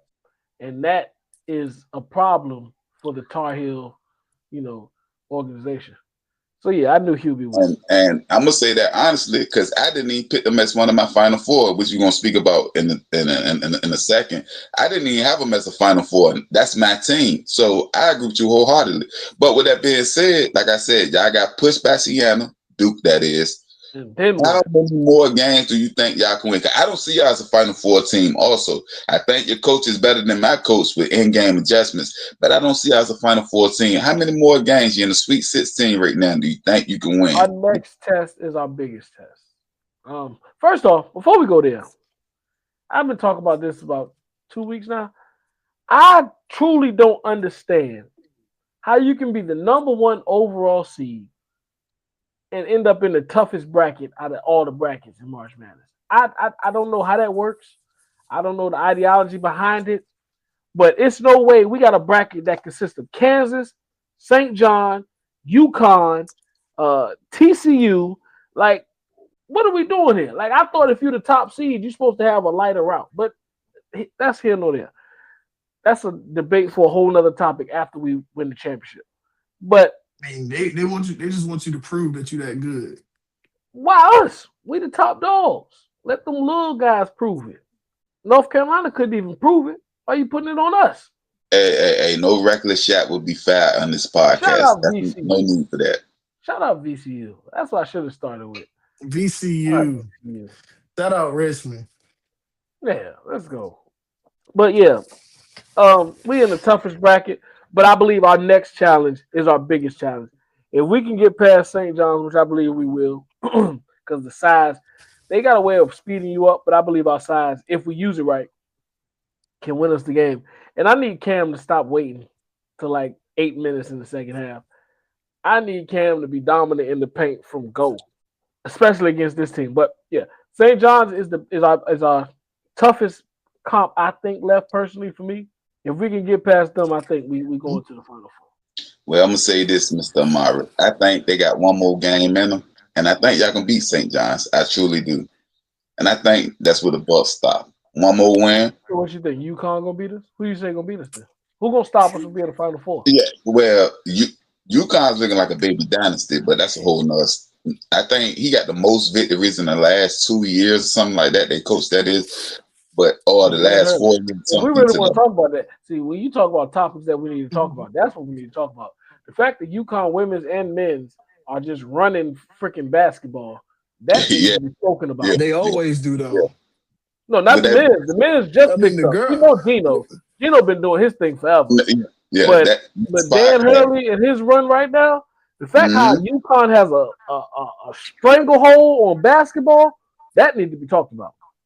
Now that's a good coach right there, Hurley. That's a coach. Gino might be the GOAT. I'm saying that in reference of Hubert Davis. That's a coach. Nah, Gino's some people don't agree though. Some people Gino don't agree. Not much more a college woman basketball. It's him, what's her name? Pat Summitt, and I don't even know two others. Dawn, and who else? Probably what's her name? From Stanford. What's her name? But we won't get to the next topic because we ain't trying to be disrespectful. We just can't think of your name right now. Sorry. No, it's disrespectful that I can't say her name. That's the Von. No. Man, I'm about to look it up. Somebody talk. I can't. With that being said, so Kansas and Florida goes down. That's my picks. UVA goes down also. That's Mr. KD pick. So we're just gonna talk about Vanderveer. Tyra Vanderveer. Okay, we're gonna talk about our Final Four. So, like I said, 2 of my Final Fours down, 1 of your Final Fours down. How confident do we feel about our last 4 that we had? Obviously, you're confident about Duke. So speak about the other 2 teams and then the 2 teams I have left over. Well, I had UConn. Who I had? I think I had UVA, UConn, Duke, and Arizona, I think. Yeah, because we both had Arizona, yeah. Right, you're right. So, yeah, I feel good about all 3 of my 4. I couldn't account for UVA losing to daggone was it Tennessee? I couldn't account for that. UVA losing to Tennessee, shooting for the ACC. They had the easiest bracket. So yeah. But hey, 1 down. I got 3 left in the war. You got 2 left. Amari, how many Amari got left? Amari just got Arizona winning overall. Oh, you holding on to a thread? You done, Amari? You done? Arizona can still win it. They can still win. You know who I like now though? Man, who? Arkansas. Like Yeah. that boy Calipari got him Yeah. playing, man. Hey, so Mr. KD, that's what I'm looking at as a coach, KD. That's hey, now you out the way. Calipari, I know you up in age. I don't need you for about 5 or 6 something. That's it. That's all we need. He can get you the money dance. I don't know how he get the money, but he can pay these players. He run an offense that I like. They up and down. They got tempo. Yeah. I like to see in this NIL era that we're in, the top coaches are still succeeding. When you got a Rick Pitino still in the race, when you got a Tom Izzo, when you got a John Calipari, like that's a shout out to me, because even when the NIL is swaying the game in so many different ways, I feel like it does more in blue football blood than it guys. does basketball. I feel like basketball, they kind of stay true, even though, like you said, some do chase the money. It's like those that do stay true. Nah, they chasing So that bag, Amar. They chasing that bag. They chasing it. But I think I get what you're saying, because in basketball it's a one and done era. So yeah, I could chase the bag and then I'm in the NBA, so you don't really look at me like a trader. I'm on 3 different teams, blah blah blah blah blah. But they're chasing that bag though. oh yeah, Calipari came and said definitely. it. Calipari said, "We're gonna need some money, fellas." He said, "We're gonna need some money to get this thing right." So this is the last part of the conversation, and it's a 2-part. So speaking about chasing the money, we got 6 teams from the Big Ten that's in the Sweet 16, and I say that because a lot of these teams are older teams, so they're not probably like the NIL type teams. What's your thoughts about that? And also, what team or player, I guess you just said it with Arkansas, has been impressing you the most, but it's on you, Mr. Kennedy. Heck yeah, Arkansas as a team and Darius Acuff Jr. as a player has really won me over with their performance. And like I said, I give credit to John Calipari and what he's doing, because a lot of people wrote him off after he left Kentucky, like that was his first stop. But still, Darius Acuff Jr., he's been balling, averaging 30 through 2 games and looking like Arkansas is a top threat to win the whole thing. So, yeah, that's my shout-out player. And he's doing what he's supposed to do. He's expected to be a top 5 to 7 player in the NBA draft. So the March Madness is where you solidify your spot. When these games is win or go home, and these lower level teams, so to say, are coming in with that desperate mentality, what do you do? Do you meet the standard, or do you disappear? And he's been showing up consistently, and that's just kudos to him. And Calipari being the guard coach that is. Calipari if we look at his history, he could put out guards. Like, he might be the guard god of college basketball. He puts out guards. So they say Michigan, Purdue, Illinois, Michigan State, Nebraska, Iowa. Iowa State? Nah, Iowa. The Hawkeyes? Yeah. I believe Iowa State Big 12. And that goes to your point about redistricting. Like, I don't know exactly who Big Ten, but I'm just saying that they not, because y'all were just speaking about the NIL and how that affect, but they not like these NIL teams. It's like these older teams. I'm trying to think who would be the biggest threat out of the Big 12 teams left. And Michigan is probably like an NIL team. Michigan, Purdue, Illinois, Michigan State, Nebraska, and Iowa. So I would probably say Michigan or Michigan State, probably the 2 biggest ones. No, but yeah, I'm with you. Kudos to them, because that NIL way is running rabid across college sports, and I believe they're gonna make some alterations to that in the near future.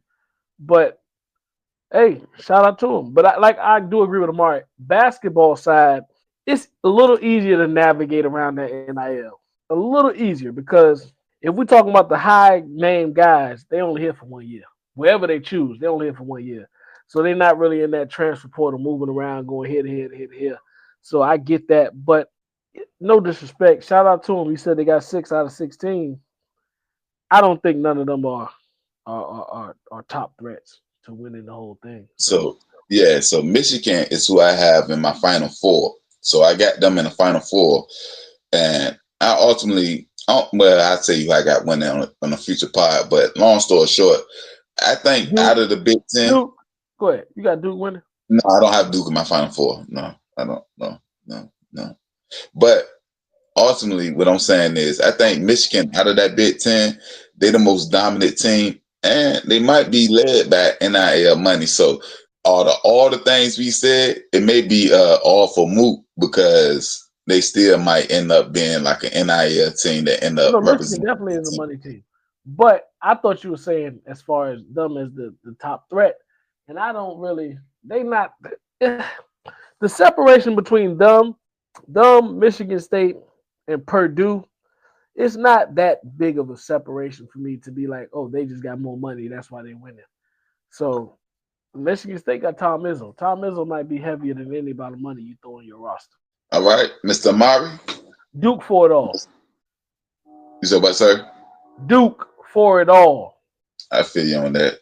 Mr. Amari, I'm gonna start with you. We doing air it out you. So this like the all-time air raid teams. Not all time, but we're gonna take two of the top teams that run that running gun style historically in college football. Right, Which would be Oregon and Texas Tech. So what we're gonna do is we're gonna try to compare and make an all-time list. We're gonna do one quarterback, two running backs, three wide receivers, one tight end, one lineman, two defensive players, and we're gonna construct the better team. I'm gonna start with Mr. Amari, and we're gonna go back and forth between the two of y'all. Well, now, Mr. Amari, get his, then you can get yours, Mr. KD, and see who have the best. Are we doing position by position, or he's naming his whole team, and I name my whole team? However y'all feel more comfortable. It really don't matter. We can go position. Y'all can go back and forth position. Because if he named his whole team, I'm not gonna remember. Yeah, we go position. We're gonna start with quarterback and go from there. But it's on you, Mr. Amari. Well, as we all know, I'm taking Patrick Mahomes, quarterback. I mean, you just stopping there. You said go. You said position by position, right? No, I'm saying you ain't got to speak about him. You just say Patrick Mahomes. Once you say his name is done, huh? I feel like everybody that watches this podcast and everybody on this panel know who Patrick Mahomes is. I'm with you. I'm just saying you got a Heisman. You got a Heisman though. All right, well, you know what? If we judging off straight college, I got a name I can say and just leave it alone too. My quarterback, Marcus Mariota.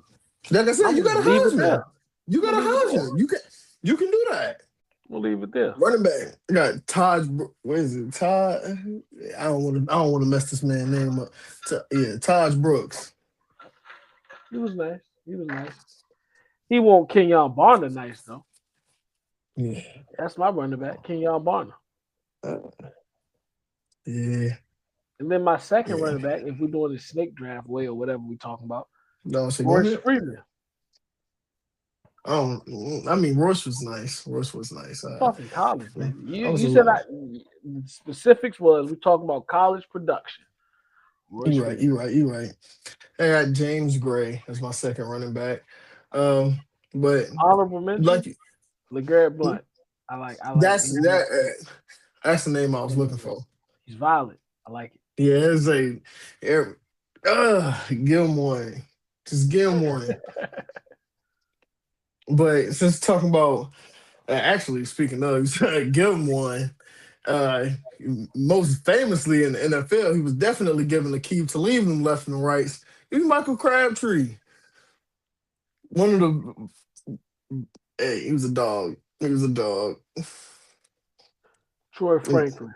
14. I would have rather you. I mean, I get it, but it's like I ain't gonna lie. I feel like that was Anthony. I got three of them.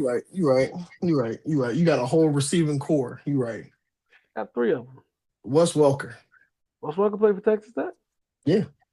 Wow, I didn't know. It's crazy because there was the outside of Patrick Mahomes and outside of Patrick Mahomes, Michael Crabtree. It's like Wes Welker was one of the only other three on offense that I knew. I didn't know Wes Welker played Texas Tech. I learned something new today. Sammy Parker, my second one. I know who you want me to say, but I'm he didn't make the cut. I'm letting you know. But yeah, Jakeem Grant. See, we sliding into that NFL route. No, actually. Sliding into that NFL route. He was like that in college. Like, well, did he hit 1,000? Yes. Jakeem Grant. See, I don't know. Left with 3 bands. So 1,000 each year, huh? Yeah. My last one is Jeff Mail. Why? Because when I was at the peak of being an Oregon fan, the dude ain't dropped nothing. Mm-hmm. So we at tight your positions. Yeah. Hey, man. I got one. Yeah. Yeah. You waiting on me? What you got? I'm gonna say you go I'm gonna from go the with tight Ed end. Dixon. I'm gonna go with Ed Dixon. Easy money. Easy. 2 times on Sunday. Or Saturday. It's college football. Saturday. Hey, I should have gave you an honorable mention receiver because I'm pretty sure you probably didn't know this either. Wait, who you Hey, got? Danny Amendola. Texas Tech? Yeah. Wow. Oh, they capitalizing their white receivers over there. Okay.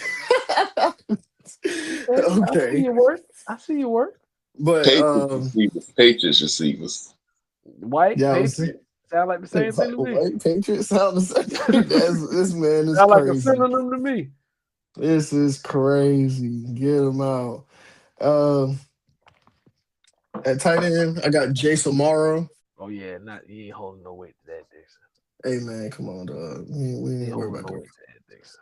You didn't give me nothing to fight with when you gave me Texas Tech in the first O place. line, you know where I'm going, right? You gotta know where I'm going, O line. Yeah, My man is active. He one of the best right now. Right. He active. So Yeah.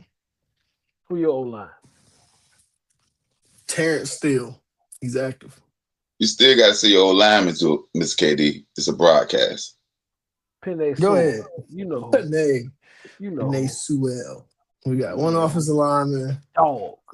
What we got now? We did the tight end, one offensive line. We do We got defense? defense left. And I like the way this is broad. He said 2 defensive players, just to let the viewers know or listeners. So you go any position, 2 defensive players. I like the variety in the spread for this one. Even though both mine on the D line, so which is crazy. Well, one, Zach Thomas. And Zach Thomas for one. So you want to go back? You want to like do the snake like we was doing? I got Dakota Allen. Actually, no, I'm gonna take Jacob Rodriguez. He was just in Heisman voting. I'm sorry, fellas. What we at? What you say about defenses? I'm sorry. Oh, I named my 2 defensive players. It was Zach Thomas and Dakota Allen. So how Okay. you said you had 2 on the D line? I got 2 linebackers. I got 2 big bodies. You talking about these little guys. I got Haloti Nada, NFL Hall of Famer, I believe, I personally. believe Zach Thomas is too. DeForest Buckner. Hey, that's my favorite defensive lineman. I can't say nothing. For real? Can't say nothing about that.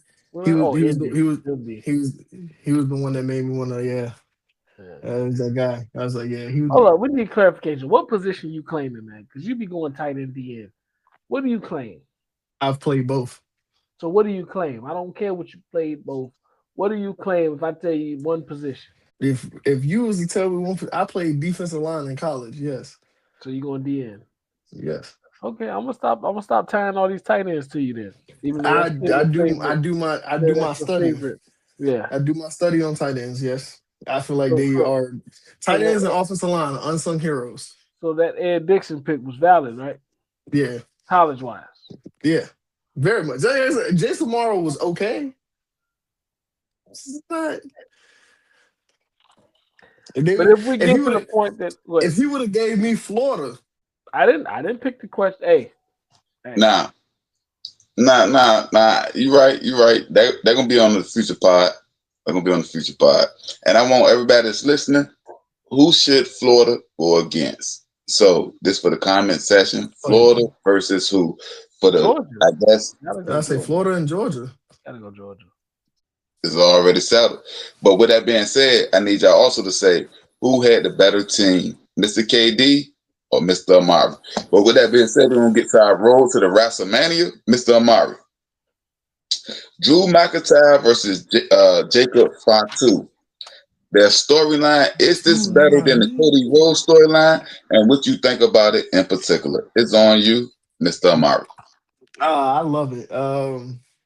I do think this is some brilliant work as far as how they tying the storylines together between Fatu and Drew McIntyre, but even more so, it's showing how Drew is handling things after, losing the title, of course, and I feel like he's kind of being sidelined with as far as the whole situation with Cody and Randy, but even more so, I feel like they are gonna try to Katie has been saying for a while now, since before Elimination Chamber, actually, they're gonna find a way to make this some kind of fatal four way or something for the title. Like it's I just feel like it all ties together. I mean, of course, they do have this amp and build up for Randy and Cody to main event WrestleMania, but yeah, I feel like all these storylines are starting to tie together. And then, of course, it is always at the end of the day a fight for the title. I just think it's gonna bring a lot more to it if you bring these two into that storyline as well. Yep. We've been hitting on it. Well, no, sorry, we haven't been hitting on the Jacob Fatu thing. I thought it You was gonna be a have fatal four way. No, you've I been thought it was hitting gonna on be a that fatal four way. on that fatal four way. But now they separated the two guys, so Randy and Cody, Drew Fatu.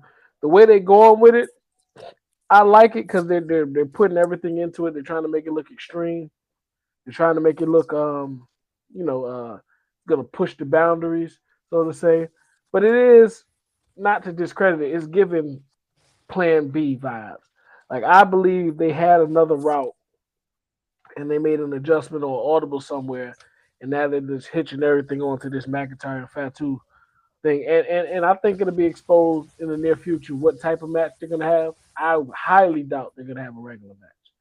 It's going to be something to the extreme ramifications. I don't know what Hell in the Cell or I don't know what they're going to do with it, but I like it because I want Jacob Fatu to be a part of WrestleMania, and Drew McIntyre is well deserving of it. So yeah, I'm interested in it.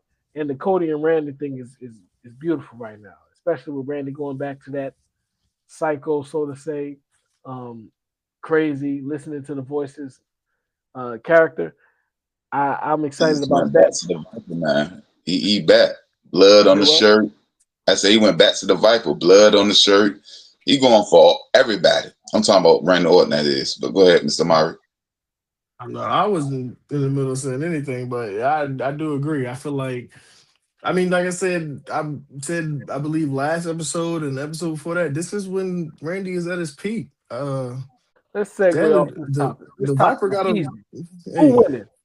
Who's gonna win at WrestleMania? That's the big question. between Jacob Fatu Who and Drew cares about McIntyre. them two? Who cares about them two? We know Hey, what we're talking about. you care about the whole card. Don't do that. No, I don't. Cause who is it? Becky No, I don't. AJ Lee is fight what? Becky Lynch. Lynch, that's I that's care a good nothing one. about that. I care nothing about it. Hey, the women's division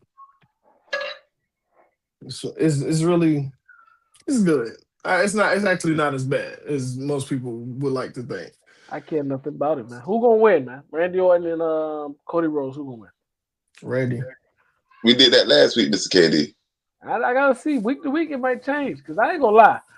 I want Randy to win. I'm sliding back towards.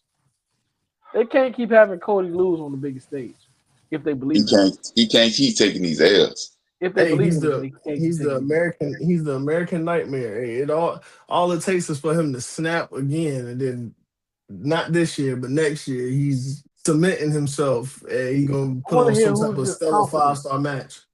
Who's this confidant that Randy Orton keeps talking to? I want to know who is it. Himself. You think so? I think he's gonna have a manager. Somebody coming. I don't know if it's gonna be Bob. Bob is still alive, right? I don't want to say that if the man. I believe so. I believe so too.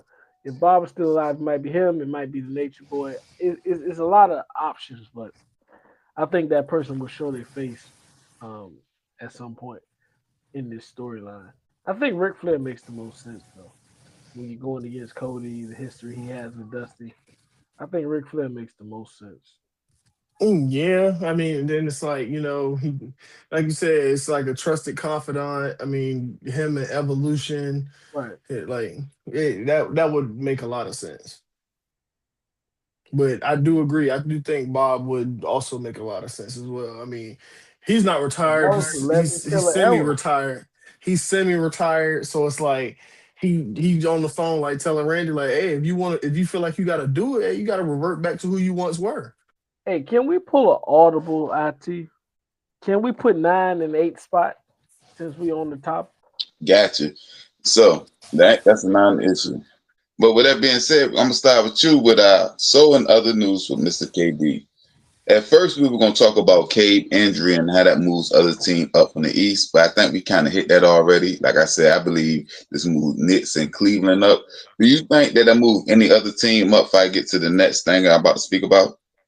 The only other team that I think that could really move up in the East is maybe the Hawks. They can move past the Raptors, maybe. He talking about the top dogs, though. Yeah, I was talking about Yeah. the top dogs, but I yeah, don't think any. but they, I think five got enough they five was Personally, for I think on the Hawks, like I said, I think Steve Kerr messed up with Kuminga, and Yeah, he sent Kuminga down there, and Kuminga thriving down there in Magic Mhm. City. He took them from a bottom dweller. honeymoon. You I don't know think about him. he doing good right now, but next year is gonna be bad? Your wife looked the best she's ever looked in that honeymoon phase. That's terrible. That's a terrible mindset to have. So, with that being said, Luka suspension has He been ain't never overturned. looked this good. Luka's suspension has been overturned Honeymoon phase. because Get he your at the wear point off. he Wait till get you get back from Aruba. You didn't pay about 3,000-4,000. Wait till you get back from Aruba. Luka's suspension has been overturned. So any more attacks, he will be suspended for the next game. Do you think that his temperament, Luka that is, will affect the Lakers moving further in the playoffs? Your thoughts, Mr. KD? No, Luka's been Luka his whole career. At this point, you got to account for who he is and what he's going to do. Yeah, but the bigger point is let's not focus on Luka's temper or whatever we say temperament. The Lakers, they've been healthy. All their top players been playing, and look at the accomplishments they've been able to have. Winning 9 of their last 10, the only loss coming to Detroit. That needs to be in the technical files and all of that. Let's hold that same weight that we was holding when they were losing. Talking about is JJ Redick going to be fired? And is LeBron done? And is Luka? Did they give too much for Luka? And is AR the next guy? All these questions that came up when they were on the down end.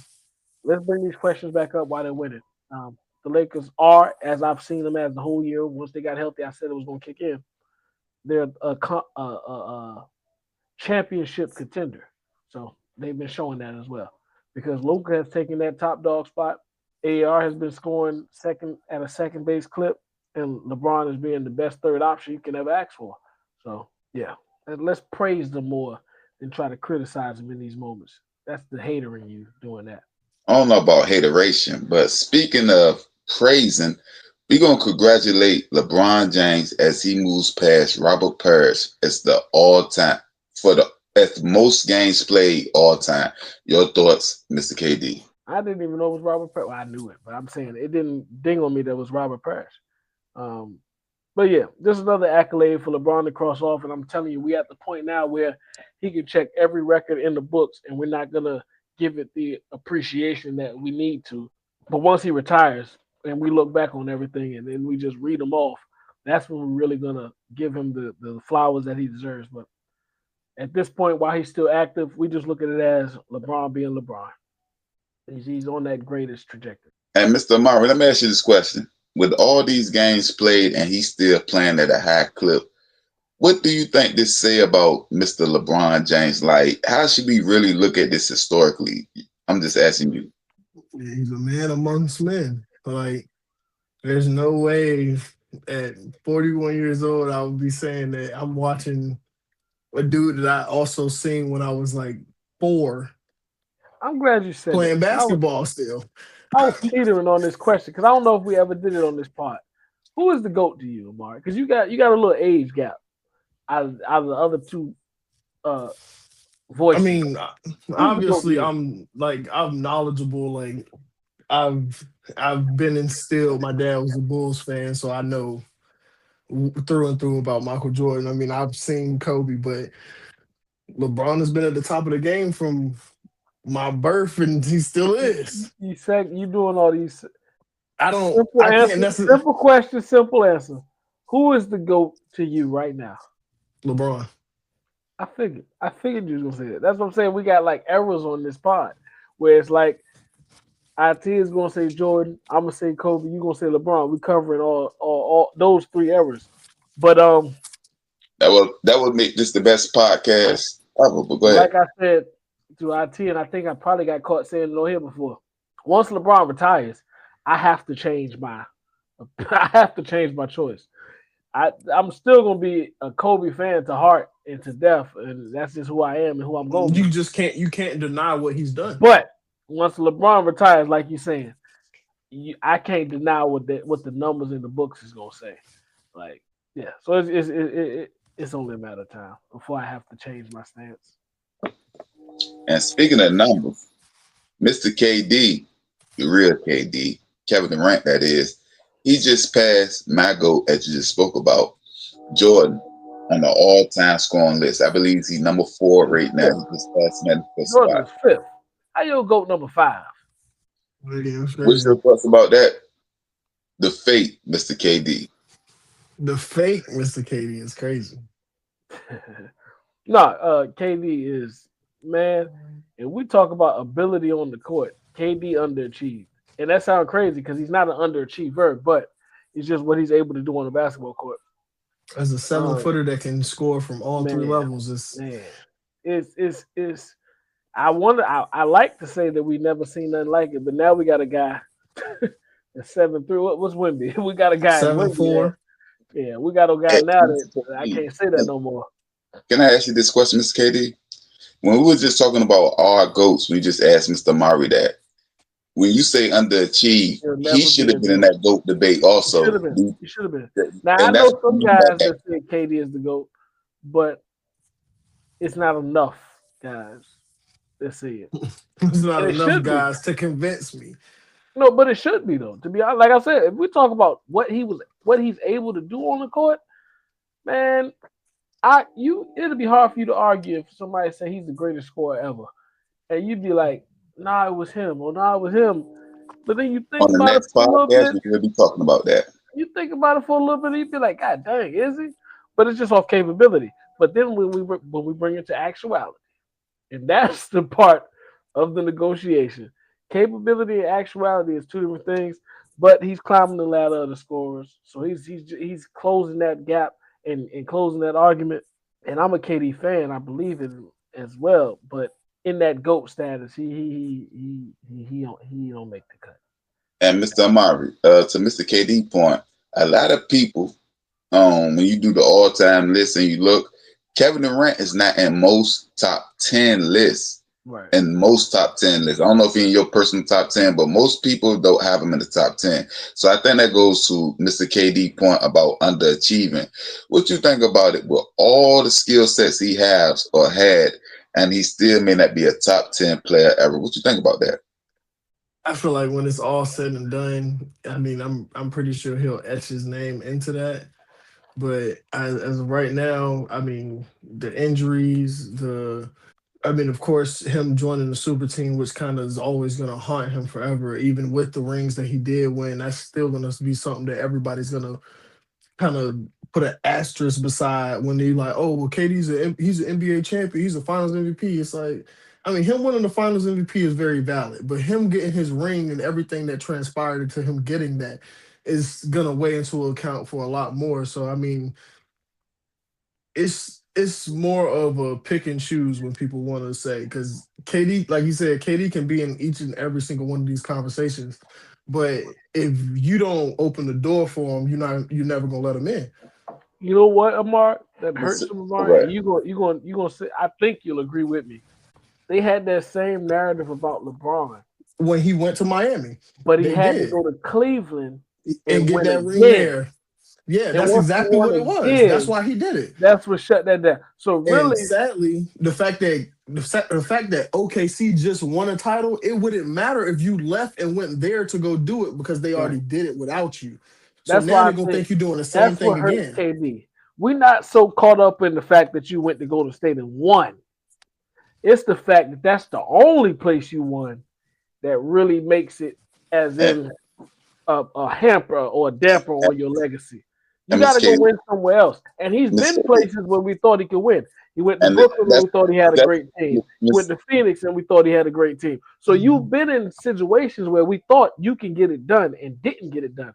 So And I those feel like are in the that's why you have that underachiever tag. right. You've That's what had hurts me. pieces to give you success. You have the talent to do it. You just haven't gotten it done. And I play. And I it's understand why. injuries played a part. I'm with you. Injuries and stuff like that played a part. Kyrie injury. Who got injured in I Phoenix? mean, Chris Paul's James injury. Harden was. I said Chris Yeah. Paul. James Harden got So hurt for a I get while. that, but I'm telling you, when you look at the history book, nobody cares about who got injured. We don't look into none of that. Who got the job done and who didn't? And I know you don't like the hypothetical game, Mr. KD, but I'm about to ask you that. If he was just one shoe size smaller, and he made that I shot, want the finals. It want the finals. Like I but they understand would we have went talk to about the the finals. magnitude of that. That was once they beat. That would have beat the Bucks. They would have been in they went to the finals. The Bucks was in the Then you got finals. to win the finals. Like it ain't like we talk about. You don't think that team would have beat the Bucks, and the Bucks beat the team in the finals? And do you not think that team's good enough? I'm just saying, if that happens, do you think this whole conversation changed? Yeah. And really, what I'm saying is, if they win that championship, do this whole conversation about Kevin Durant changes? I'm not gonna go to that specific situation because that's too hypothetical. Like we get zero winning on 1 point, all that. I'll say this: if KD was able to win a ring in one of these other spots, we look at his career a lot differently. I'll put it at that. I'm not gonna pinpoint what situation because it could have been in Brooklyn if it happened in Brooklyn. I don't know, but if it would have happened, if he would have won another ring as Kevin Durant, the lead guy, we would look at him different. But he didn't. And that's just what it is. Like LeBron was crucified till he went to Cleveland and won, went back to Cleveland and won. And now we look at him like, oh, he should have won that other one too with the J.R. Smith situation. So hey, you're only in control of so much in your career. So now the only thing he gets scrutinized about is the Lakers, the bubble ring. All right, so Mr. KD, I'm sorry. The bubble what, Amara? The bubble's what? The bubble ring. That's the one. Hey, that's the one thing they can. If you criticize me about championships, I'll take that. I'll take it. So this is just a quick take on your boy Jokic. On the road to 200, he just went for his 192 triple-double. This is on you, Mr. KD. We chasing Russ. He's the only one left to catch. We gonna catch him.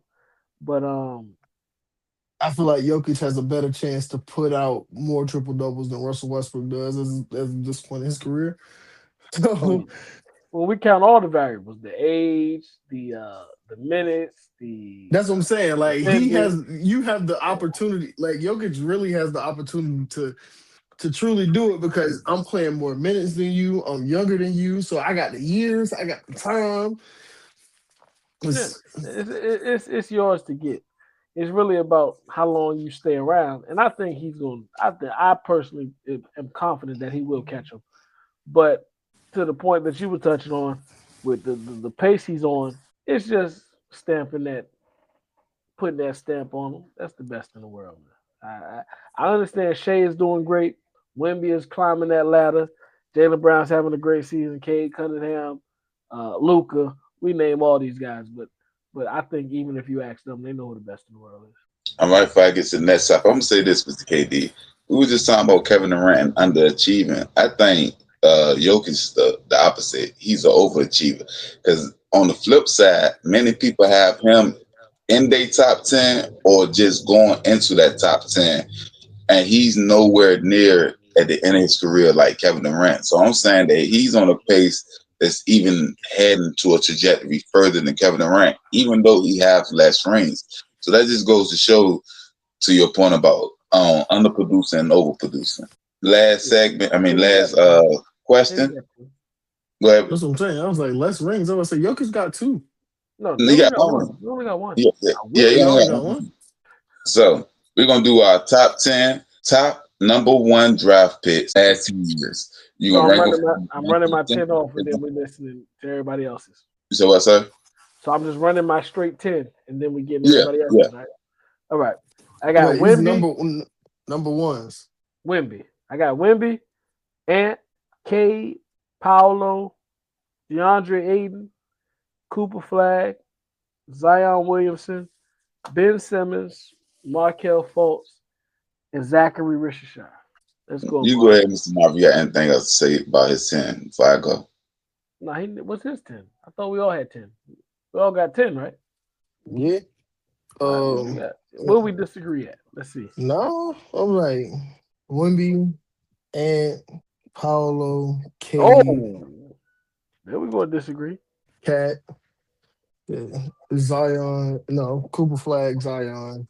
I don't even. You said Zachary. What? How you say his name? Atlanta. Richardson? Yeah, Atlanta. Yeah. I was like, I didn't want to say that wrong. I didn't want to disrespect that man. You got him over Markel Fultz, man. You disrespect. What did he do? What Zach do? What Zachary do? They both unknown commodities. You got Paolo over Cade? Not really. I was really reading the names, but I like Paolo, but I like Paolo, but I got Cade over Paolo. I tell you what you got. I'm pretty sure you got something. Nah, I'm kind of right there with y'all, but what's throwing me off with both of y'all? Both of y'all got Flag over Zion. I just want an explanation. How's he? I can shoot. That's a good way. Somewhat. That's a good way. No, it's not a somewhat. I shoot way better. Cooper Flag shoot way better than Zion.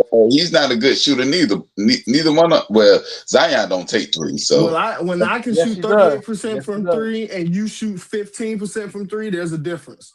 And that makes him a better player. And what's your point, Mr. KD? Why you think he's taking terrible shots? What you said? What was your question? Flag over Zion. Why you got Flag over Zion? It's hard for me because you know this. I'm not too heavy on 1 year. I gotta see you do it consistently for me to really appreciate it. But Zion ain't did it consistently at no point for real. So right, and that's a good point too. That's a valid point too, and that's why they're not separated far as Flag Zion. So I just really had to pick one. But Cooper Flag's ability on the court is more versatile than Zion's as far as the dribble, the shot, the one-on-one game. I think Zion is a little more dependent on situations and guard play. Cooper Flag can be your guard and go get his. So Cooper Flag's abilities just trumped Zion in this. Yeah. So I just realized with both of y'all, I think more highly of Zion than y'all, because my question to you was going to be, if both is healthy, who do you think is the better player? And from what you just said, you obviously think Cooper better than Zion. Just he's the better player. And was my overall, that would tilt to me to Zion over Flag. And I pretty much got the same thing with both of y'all. I got Cade and Cat over Pablo, and then I got Zion, Flag. You said Cat. Did I miss something? You said Carl Anthony Towns? I said Cat. I did say Cat. You said within the last 10. Yeah, I'm gonna say Cat got drafted in 2015. That's 11. Yeah. You said what? That's 11, ain't it? Oh, that's so I read it wrong. Okay. Nah, but if I'm with y'all, I'm definitely Cat got to be on my list. But I was like, hold up, how am I missing Cat? Give me your 10 again, Mr. KD. See, none of y'all don't want to appreciate Zachary. Y'all trying to kick him off the list. Nah, we got him down here at the bottom. So who y'all not got? Y'all don't got Ben Simmons? That's who I'm missing. Ben Simmons? He rated above. Ben Simmons, he got drafted after Cat? He was after Cat. Yeah, Ben Simmons. Yeah. So he going above Zachary. He started off good to great. He had about 3 years. Like you could say what you want. He can take Cat's spot, which is still above Zachary, but he above Zachary and Fultz. Yeah, that's why I said I got him above both of them. Right below Zion. That's what you don't want to say. Nah, Flag. Like I'm talking on my list, but yeah, Flag. Yeah. Y'all kept saying Cat. I'm like, hold up, Cat was in it. But with that being said, you got any more news on the NBA before we get to the next topic, Mr. KD? Not really. So, with that being said, we're gonna go to our verses of the night: the 70 Steelers versus the 89ers. I'm gonna start with you, Mr. KD. Well, let's keep it simple. Since my man's Amari is ready to move on, it was the 89ers, right? The 80s Niners. Yeah. No, you can put your cup back down. They got 4 Super Bowls. I don't care. You know, you don't care, but I'm just letting you know. If we're talking about a decade, they got 4 Super Bowls and only missed the playoffs, I believe, in 2 years. I think it was the '80s and one of them years in between. They only missed the playoffs twice in that decade. And of course, the fact that they beat us twice in the Super Bowl, I have to give them the recognition. So, yeah, '80s Niners. You talking about Joe Montana, Jerry Rice, Ronnie Lott, Roger Craig, John Taylor. It's just some names. I can't go on. I know you ain't that thirsty. Thank you for drinking from that cup. So I don't care. Bias all I want. I'm not All going right. against Well, my at team. least you admitted it. Go ahead. I'll let you talk now. Go ahead. At least you admitted that first. I say, hey, bias all I want. I'm gonna always take my team regardless. Yeah, I don't really think there's really much to say about that. I mean, yeah, I ain't got much to say about that. Ain't got no reason. He a Steelers fan. That's the reason. I was like, yeah. You know what I'm saying?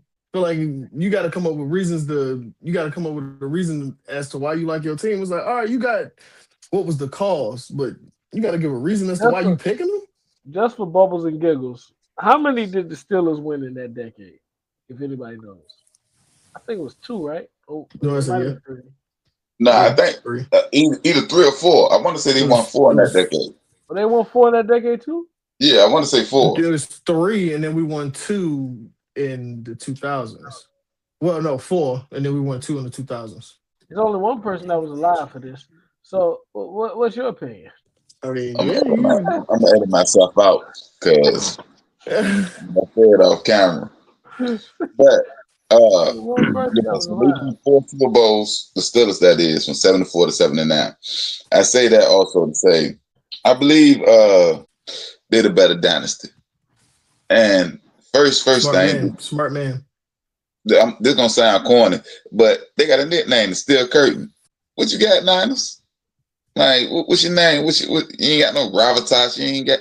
But not only that, I looked through at least 3 to 4 different publications, and all of them had them as the number 2 dynasty of all time. I ain't tell you what the number 1 dynasty is because that's not my business.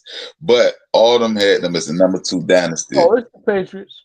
I don't know that to be sure, but I think they're in the Northeast. No, I ain't read what you read, but I know it's the Patriots. I think they're in the Northeast. I don't know who they are. I think they're in the Northeast. It might be like the New York Giants. I don't know. But yeah, I'm saying it's the Patriots. I'll go with the Steelers. Yeah. 4 Super Bowls, 1 decade. And it was all in the 70s. And I mean that to say this. Even though the 49ers, their last Super Bowl, I think, was 89, 90 or something. I think they got one in the 90s. Like, it just is bled over to the 90s. So if you look at the ones and you Google it, it'll say the 80s, they got 3. You could say 4 because they got 4. They got 4 in the 80s. Their 5th one was in the 90s. I thought they had 3 in the 80s and 1 in, like, 81, 88, because that's against us. So I know those. 84 and 89. Then they had 1 in the 90s. That's why they got 5. All right. Oh, so yeah. Okay. So they both got 4. Ooh, that makes it a little tougher. But I'm still going with the Steelers. On the other side of the field, on one side of the field, we had Terry Bradshaw, we had Joe Montana, and we had the offense, and both of the offense was comparable. But on the defensive side, I can line my defense up against the 49ers, quote unquote, in a fictitious playoff game. Ronnie Lott? Yeah. And keep on going with the playoffs. No, they're gonna win on defense. Steelers. Yeah, and that's my point. And that's the offense. Not we. The 49ers. You gonna get smacked around first. Team 49ers for the night. But I'm saying that to say that they got a defense that I think can keep that offense in check, quote unquote, to a certain extent. Because they're gonna beat the brakes off Joe Montana. I didn't know we was doing that. I didn't know we was I ain't never had so much praise from somebody that's not in the AFC North. I ain't know. Thank you, IT. Thank you. I didn't know that part. No, I'm just saying that's why I think they're the better dynasty because the offense is comparable, but the defense on the Steelers take me over the ledge. Okay.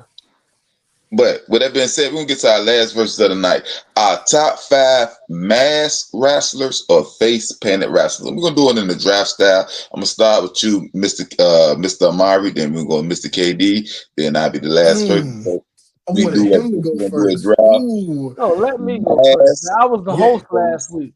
I gotta go first. Yes, sir. Thank you. Take I that go initiative. first. I was the host You go last week. first. Yeah. Go ahead. He felt bad because he lost the last debate. Go ahead. I did. Probably. When I look back on, I said, "God dang, man, I might have lost." We're gonna give him a chance to win. Go ahead. I still go third. You second, Mr. Amari. That's cool. Yeah. So I'm going first. It's just say it. Just take him off the board. Yes. You know, I don't think you know where I'm going. I actually think I do. I'm going Sting.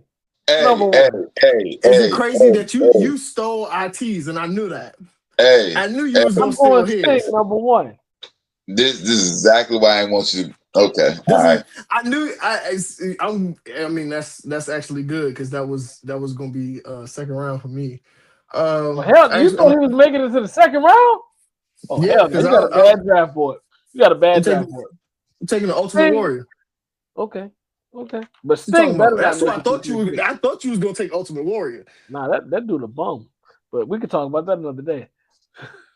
Then I guess I might have to go Mr. 619. Oh, so I won. Never mind. I won already. Go ahead. Second up, I'm going Kane. I'm going Kane. Jeff Hardy. That was a good one. I didn't think y'all was gonna count him. Why would I not count him? He paints himself.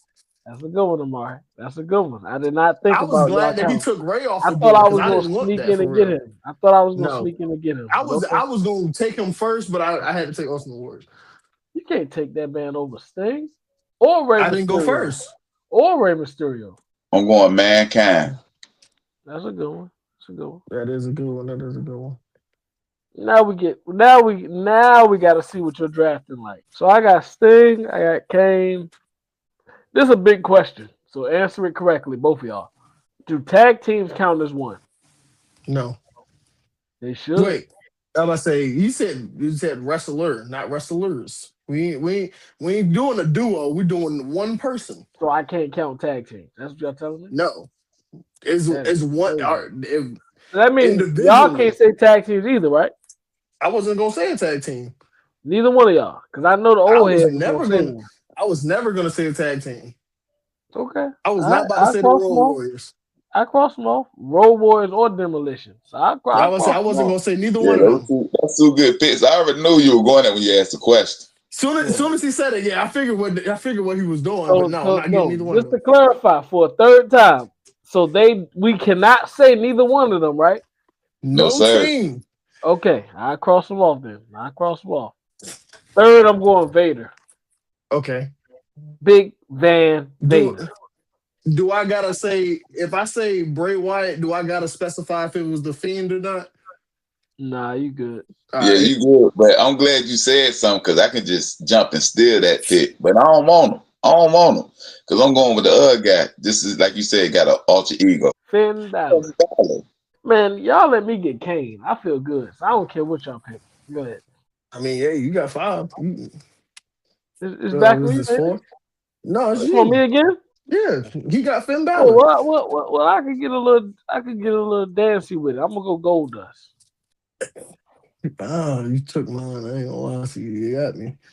I get a little dancey with it. Goldust. Do I take a luchador or do I just take another masked man? Man, it's a man that I was like, only I appreciate him out of this panel. Hey, you know what? Just because I took Bray Wyatt last time, let me take the boogeyman. Who got Ray? IT. The Great Muta. Dang, he was on my list. I didn't think nobody was gonna take him. I'm okay. I'm built for that. I got another name left. Go ahead, Amar. Dang, I had another. Yeah, I didn't think that was gonna make it. Y'all don't respect. Never mind. I'll wait till y'all done. I got Sting and Kane. I'm good. I wanted to trade Sting for Rey Mysterio. Straight up.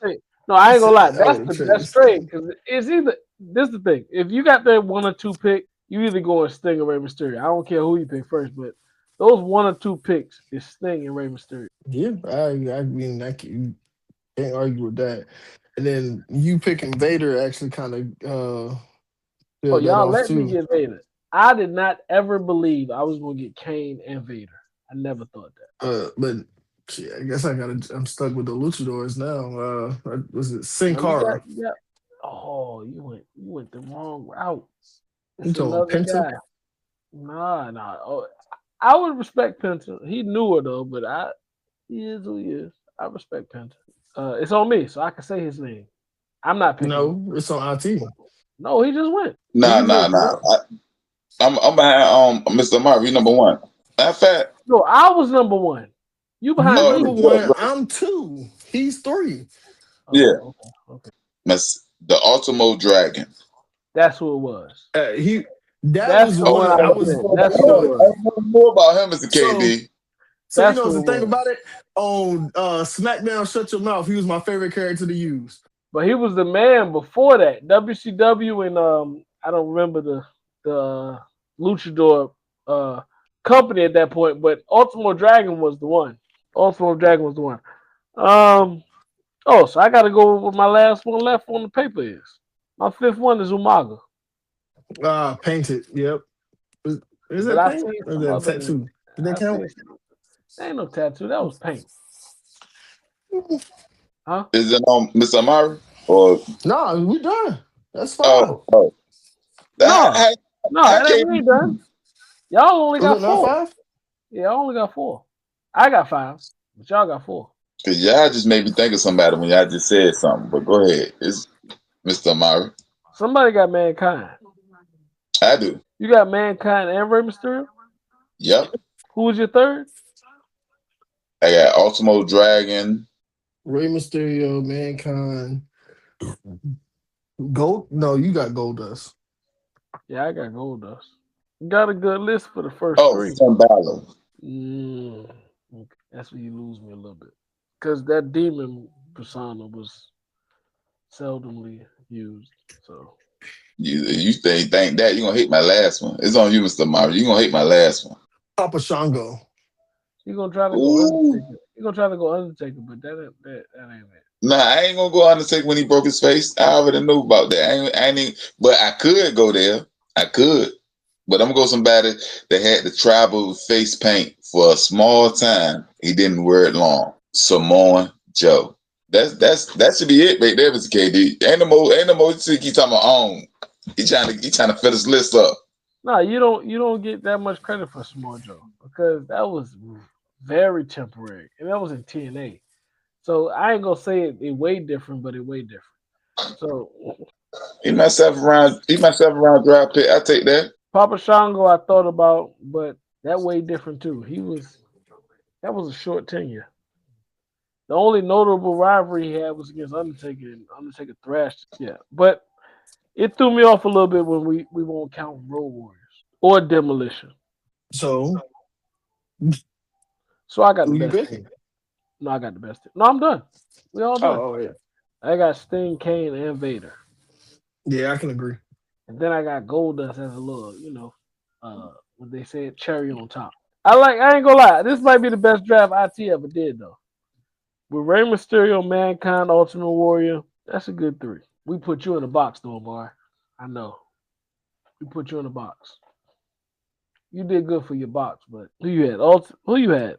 Who was your first? Jeff Hardy. Jeff Hardy, Ultimate Warrior, Yeah, you had Bray Ultimate Warrior. Wyatt. Right. I say You Bray had Wyatt. the Fiend. Yeah. I ain't gonna lie, Bray Wyatt. He was on my list. He was one person I wanted for sure. I just feel like in this topic, your first 2 is the most important. Because if somebody could have got Rey Mysterio and Sting, they win. Or if somebody could have got Sting and Kane, they win. No. Just because you got Sting and Kane don't make you the winner. No. No, these are 2 of the. We only got 3 names.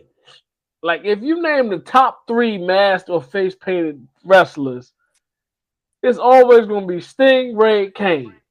If I got 2 of the 3, let's be honest here.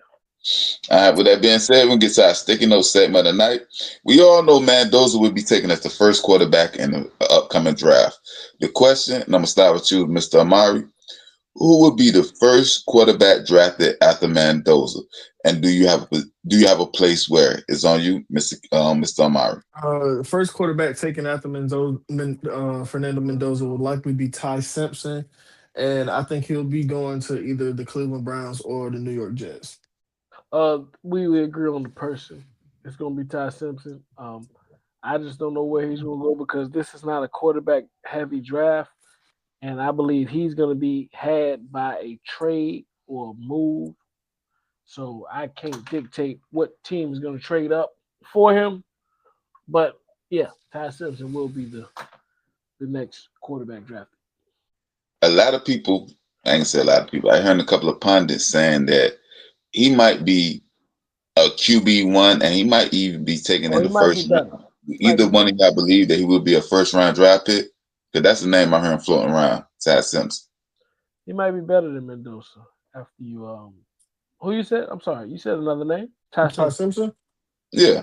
Right. He might no, I'm saying talent wise and production wise, he might trump Mendoza, but it depends on where he goes as well. But do either one of y'all think that he'll be a first round draft pick? I do. I think somebody gonna trade up for him. We all know I think he can be a first round draft pick because at the end of the day, there are some QB needy teams that are in need of a first round caliber quarterback. I.e., Pittsburgh is one. If they decide they don't believe in Will Howard. If you reach for any position, we all know you reach for that position, that quarterback position. So somebody's gonna do it. I think he'll be a first round pick, late first round pick, but somebody's gonna have to trade up to get him. All right. With that being said, I want y'all to know this is the top pick always. We ain't gonna play. We out.